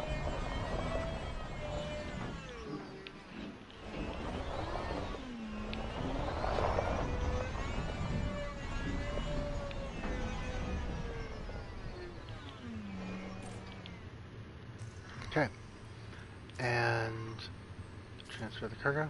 This time I didn't lift the cargo scoop. I just let it hang down the whole time, and it didn't seem to make any difference. So I really don't know what the reason is to bother lifting and dropping the cargo scoop while you're on maneuvers.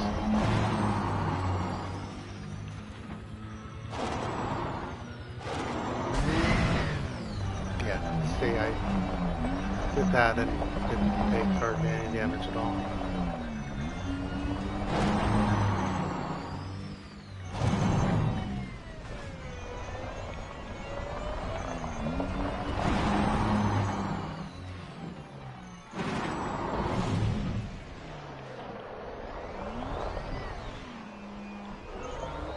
Okay, so my plan here now is to pick up the canisters of computer components and the materials, and antagonize the guys. So we get close enough to do that. That's scrap. Don't want scrap. Don't want scrap.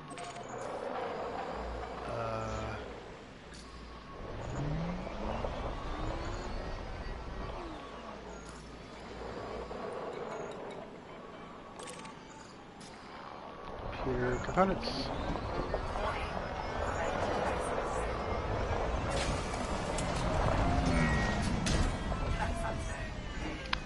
And computer components.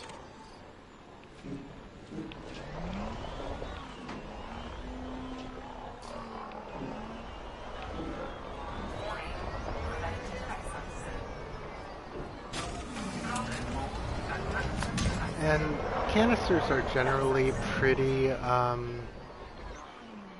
they're pretty durable. I mean, you don't want to run over them a bunch of times, but like in a low G world like this where they go kind of flying when you bump into them, it's not a big deal. Okay, so now I'm not going to worry about clearing the zone. I'm going to let them do whatever they're going to do. Let's turn on material. Now I'm about to get a you have exceeded this trespassing zone. So once that happens, well,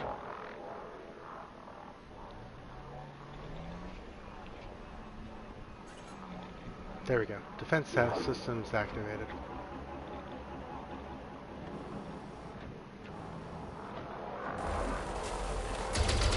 And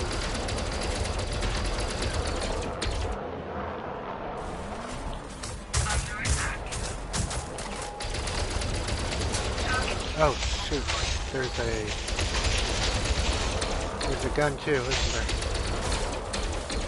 So I may not make this out. Yeah.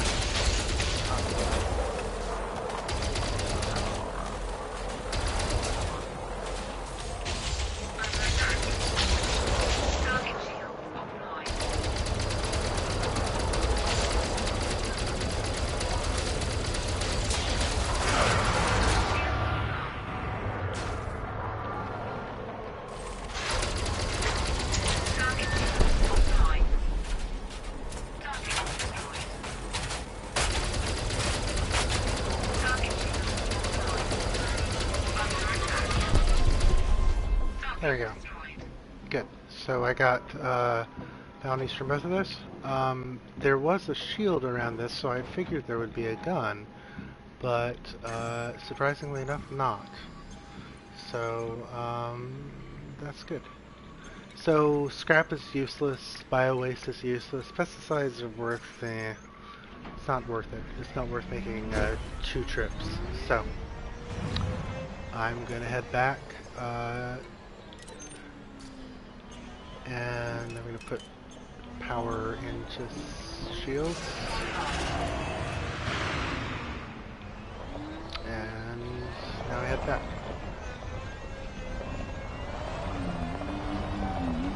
I'm going to make sure your shields are back before you... Ooh, I've got a bunch of canisters here. Are they all? Yeah, they're all bio-waste. You want to make sure your shields on your SRB are back before you go over bumpy ground in anything approaching speed, and especially, yeah, like a big bump like that.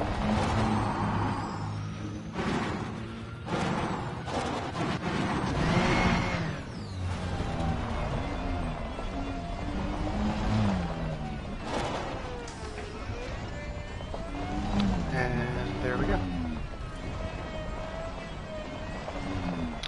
So I should be able to enter now and get a message telling me that that mission is done. And you see that there was no real difference between this mission and the Rebel Transmissions mission.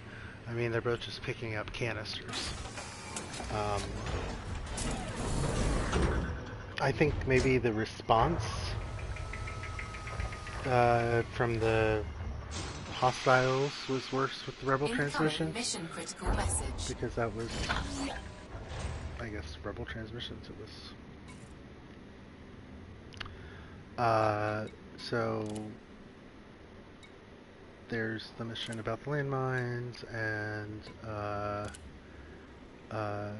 these are the previous missions. You get a little bit of flavor text whenever you scan something. So this one is won't be long, and that's all that it is. Sometimes it's something techie, like the patch didn't succeed, but I'll try on an older version of the code.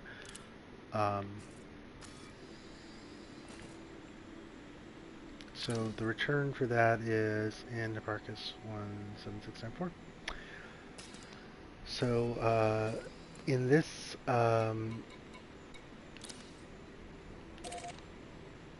I need to go to Alcazar's Hope in this system to turn in that mission and sell these canisters, and I'm sorry, sell the cobalt. And it's 88 kilometers away. Now anything under 100 kilometers, it's hard to supercruise and come back without wasting time. So you may just want to fly there. Now, Landing gear retracted. it'd be good if I didn't do my landing gear down. So, you know, you can take a look at the ETA, and it's going to be somewhere halfway in between while you're boosting, which is 4.5 minutes, and when you are able to boost again. So I can make it in 4 minutes, whereas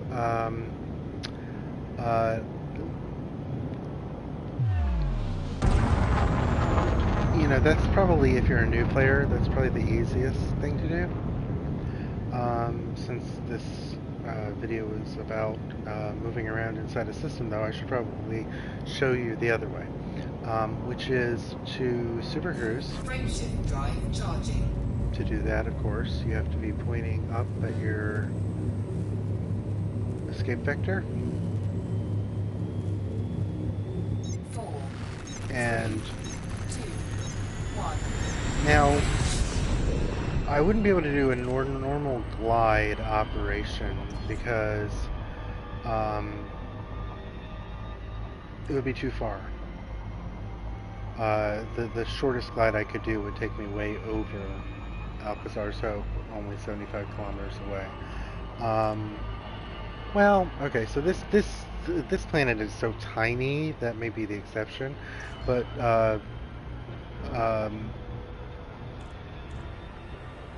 see, if I point down towards it, I'm already at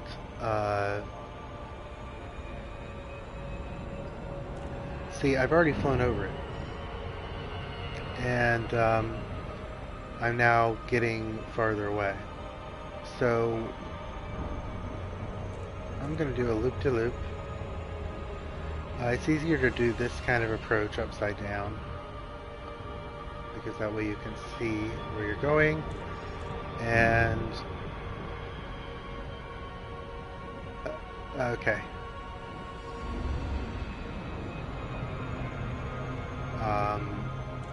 This planet is so tiny that I'm not even able to do a turnover in the time that it takes me to. I wanted you to be able to see it, basically. So if I turn over again and I go like this, over. There we go. There it is. I'm at 20 degrees. And you see, I go into glide and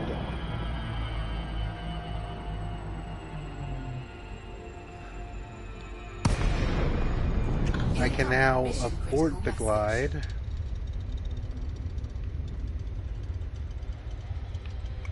That's the wrong way because I'm pointing up rather than down. And you saw everything go red there. It was me taking G's. I think I'm going to end up farther away than I was before.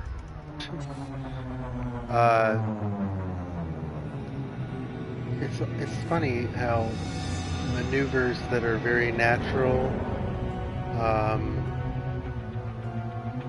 the first time you try to do them while describing them, suddenly become hard. I hope you got the idea of what I was trying for there.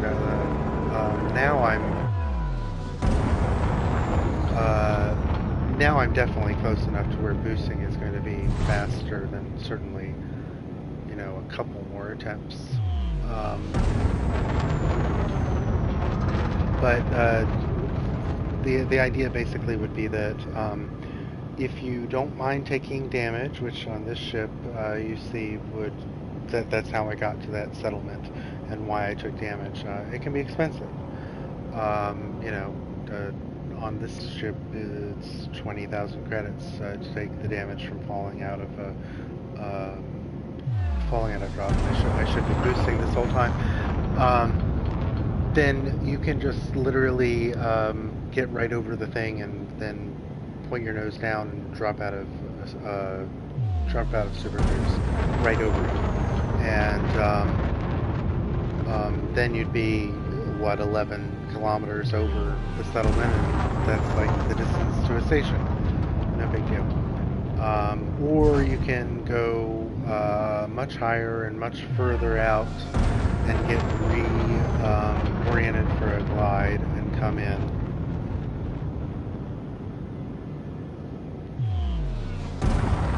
And that's definitely what I do on a larger moon, because it would be more worthwhile and it would be easier, honestly. I mean, this moon is just so small in terms of radius. I think it was,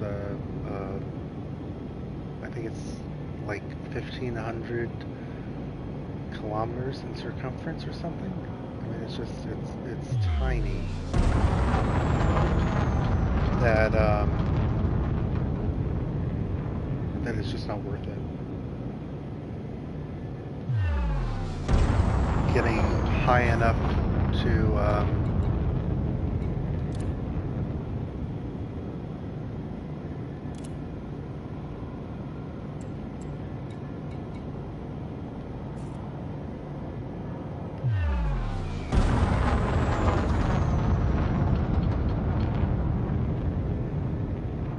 I'm trying to remember to boost when I can, and when I'm talking I don't remember. DeLacy, Tango Romeo Echo. You're very welcome to this station, Commander. Priority access will be granted upon request. Yeah, so in such a small moon, getting enough height and distance to be able to make a descent at a reasonable angle, that's the trouble. I mean, it's just going to be so hard not to glide right over it as I did. So either boosting like this or just taking the damage of dropping directly over it.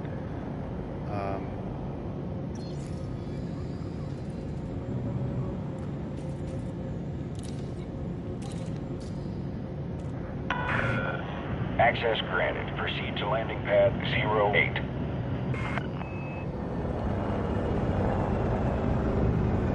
Okay, so am I in reverse? No, okay. So one thing that I've noticed about playing on PS4 compared to the PC is that on PC I have a HOTAS system, which is a separate stick and throttle, and so you have a very good tactile awareness of where your throttle is, as well as the on-screen indicator. But on the PS4, you know, the on-screen indicator is all you get, and because of that, I've sometimes found myself in reverse, especially when I'm in combat. I find myself in reverse when I don't realize it, because I was just trying to ride the blue zone to give myself the greatest maneuverability, but I like overshot zero basically when I'm trying to slow down, and Warning, deploy landing gear. and I think that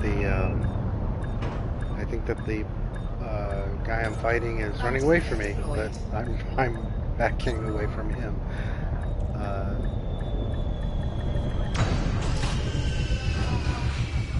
Okay, so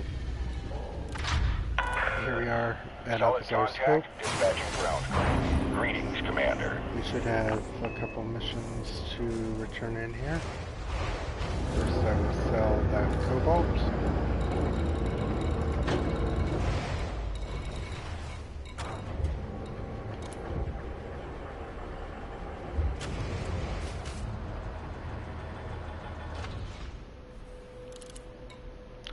And then I will go into the mission board.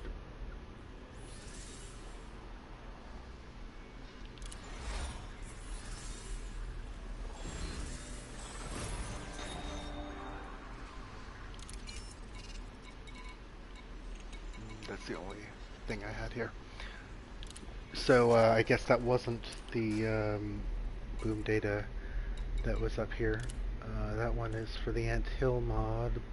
I can tell from the avatar there, Lieutenant Little, 75,000 credits extra. So to figure out what that would be, well, it's updated there. So that's the one in Merope, which is where I'm going next. So yeah, so I think that's it for this stream. From here, I'm just heading to Merope to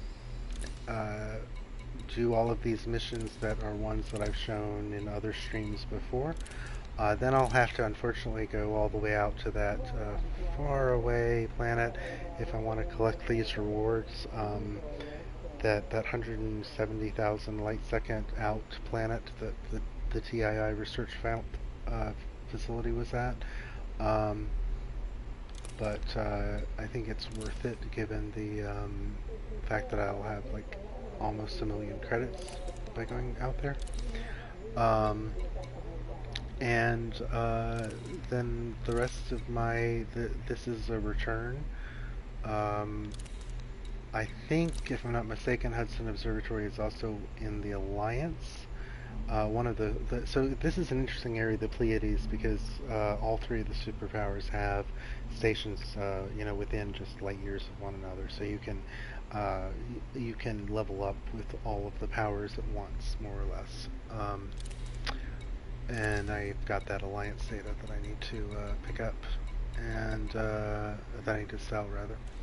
And that's in Merope, and that's in Merope, and that's being returned to Hipparcos 17694, which is also the Hudson Observatory. That's Maya. Darnielle's Progress is going to be my last stop, because it's got the meta-alloys that I came to the Pleiades Nebula to get in the first place for the engineer Felicity Farseer. And then that's Merope, and that is in Maya, so I'll do that before I go to Darnielle's Progress, although I'll have to return it again. Well, so I'm seeing the order here. This one, order of operations, this one is at TII Research Facility, so obviously I'm going to do all of these that involve turning in there before I go there, because that's such a long trip. And this one is in Merope. This one is in Merope, and it's expiring soon. And so that's where I'll be going next. And this one is in Merope. So yeah, pretty much everything I have to do is in Merope except for one thing in Maya.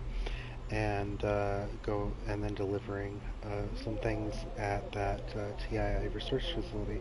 And so that's what I will do next. And I've got now a bounty in the Federation, and I've got Empire and Pleiades Resource Enterprise data, which I may be able to turn in here. The bounty, certainly. So, bounty, redeem, and intel packages. Why can I redeem the Empire's? I don't know. Maybe it's because an Empire. Maybe it's because there is an Empire power here at this station, but there's no Alliance power at this station, and that's why I can turn in the Empire intel package. But that's fine. The intel packages do not pay more if you carry them farther or anything like that, so there's no reason not to just pay them whenever you can. And some places you'll find what's called an interstellar factor, who will take bounties and fines and packages for you anywhere, even places that you're not, for a nominal fee on top of either a cut if it's getting a bounty, or an extra surcharge if it's a fine. So that's something to look out for. And I think that's it. I think the next you'll see me will probably be tomorrow, and it will hopefully I think since we didn't do a exploration and long-range travel stream getting here, I did a stream about jumping between the trade routes, which were kind of long-range travel, but not really. Um, and where I'm going to be going next. So the if I have time, I mean this community goal is going like gangbusters, and I'm kind of worried that by tomorrow it'll be so close to completion that I don't even have a chance to get there. But that said, the Couchpoose system is there's no harm in signing up. You don't get a fine for signing up and not doing it. The Couchpoose system, in comparison to where I am now, is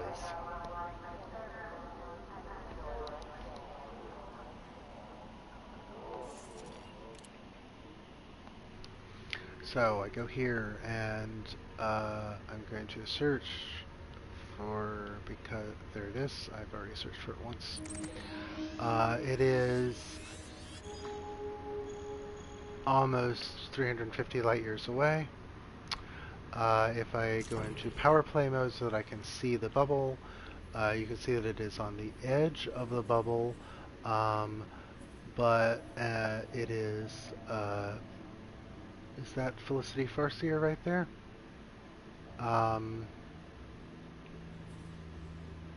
There's an easier way for me to find out than this.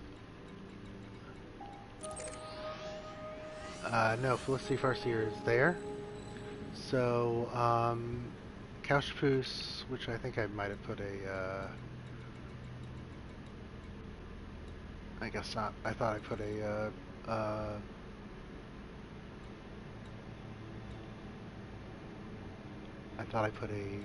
bookmark on Couchpoose.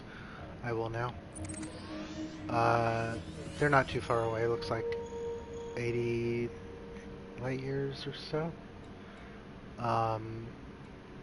And this is the station that they mentioned as being the place where you turn it in is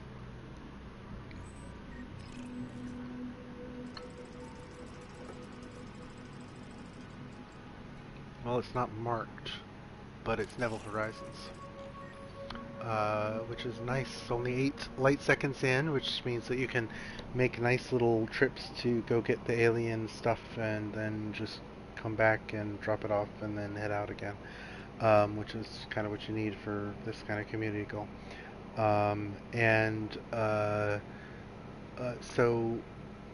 I'm going to put a bookmark on Neville Horizons, and back at the galaxy map, I can see, let's turn off these bubbles, go back to the map, and where I am is that cluster of bookmarks, and to the right, that cluster of bookmarks and mission goals. So there's a line from here over towards Felicity Farseer. So this isn't a bad direction for me to head. Now, this isn't where I gotta go to actually do the mission, though, of course. To do that, I have to go to a system where I can find the alien artifacts that I need. And there are a few places for that. The one that I know about is it's Hipparcos. Hipparcos.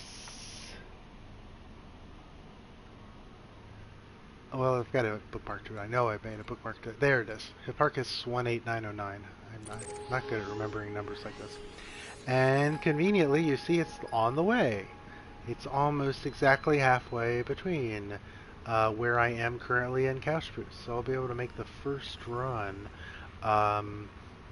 And those two, in turn, if I go over here and I go back, pull back. Oops, I'm turning the wrong way. Pull back, go down, zoom out. There we go. You see, look at that.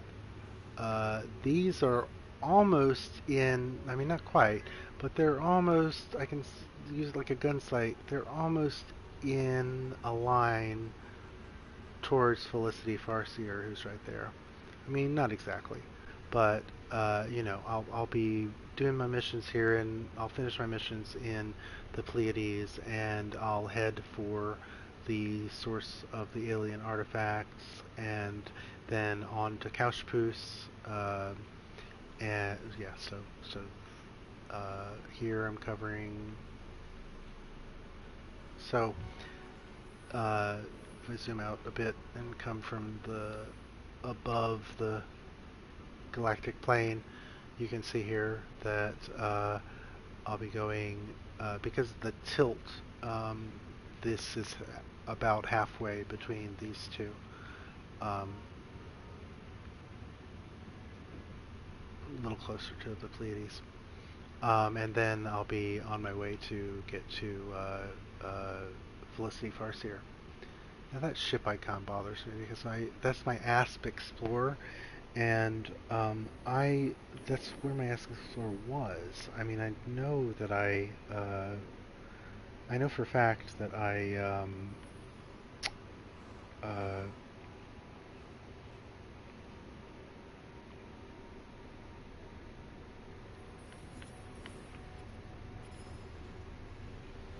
I know that I moved it to Alcazar's Hope, where I am right now, in fact.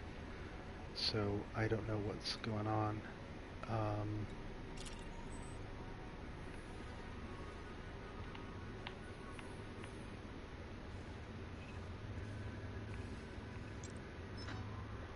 Yeah, that's my Koro, which was, you may remember from the rum hunting expedition. That was one of the sites along there. I think it was a turn-in, maybe. Um, yeah, so that's weird that that orange logo under the bookmark here logo that is shows ship markers.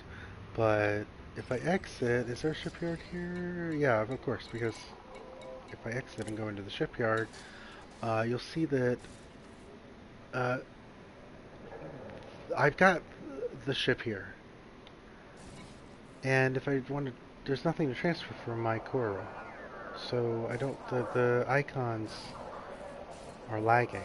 But you may have noticed that the community goal icon was still in the wrong place. So it seems like the icons on the map don't keep up. The mission icons and the bookmarks and the plots, they do, but the ones that are like engineers and your ship and community goal icons, they seem to lag. So I don't know what that's about. But it's an interesting question I'll have to think about over the next day, whether I want to stay in the Python or switch to the Aspect Explorer. Now this Python is very expensive to transfer around. It's a big ship. It's expensive to transfer around. It gets only about 3/4 the jump range of the Astro Explorer, and I can't collect a lot of alien artifacts at once. Um, so being in the Astro Explorer isn't a bad thing. Now I'm gonna have to make this decision before I go to Darniel's Progress because um, I I was dumb, and you notice that this build I left no cargo at all. I left, it says cargo capacity 0. I left no cargo holds in the ship, and that was a bad mistake. Don't do that. Before you store a ship, um, just fill all of you know you should always sell any components you're not going to need. You should store any components that you're going to move to your new ship. You should sell any components that you're not going to need because they're not, rated for the new ship, or you just can't use them in the new ship, unless you're going to use them again when you uh, uh, get the ship back. Um, but then any leftover compartments, you should put cargo holds in because I right now I would not. I mean, I can show you. right now I cannot use this ship because I have cargo, and I would have to have 0 cargo. Um, uh, and it does tell you drones can't be moved. Um, now, I could get rid of these landmines and computer components, and then I can switch. And that's what I'm going to have to do. So after I do all of these missions, I'll be able to switch out to the Ask Explorer if I so want. And I haven't actually decided yet. I will cogitate on that, but I still have a day. Um, I still have at least a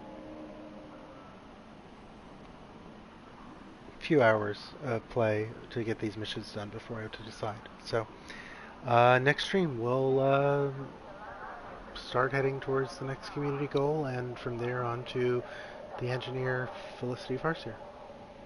Thank you for watching, and I hope you enjoyed it and learned something. Feel free to subscribe to the channel, and you'll get, if you click on the little bell icon next to subscribe, you'll get a notification when I go live, so that you don't have to be watching just later, or if you happen to be looking at Twitter when I send out a message that I'm streaming, you can get a notification. And that is that for today.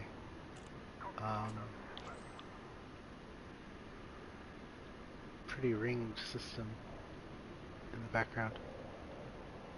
I should have used this as our starter image. That's nice.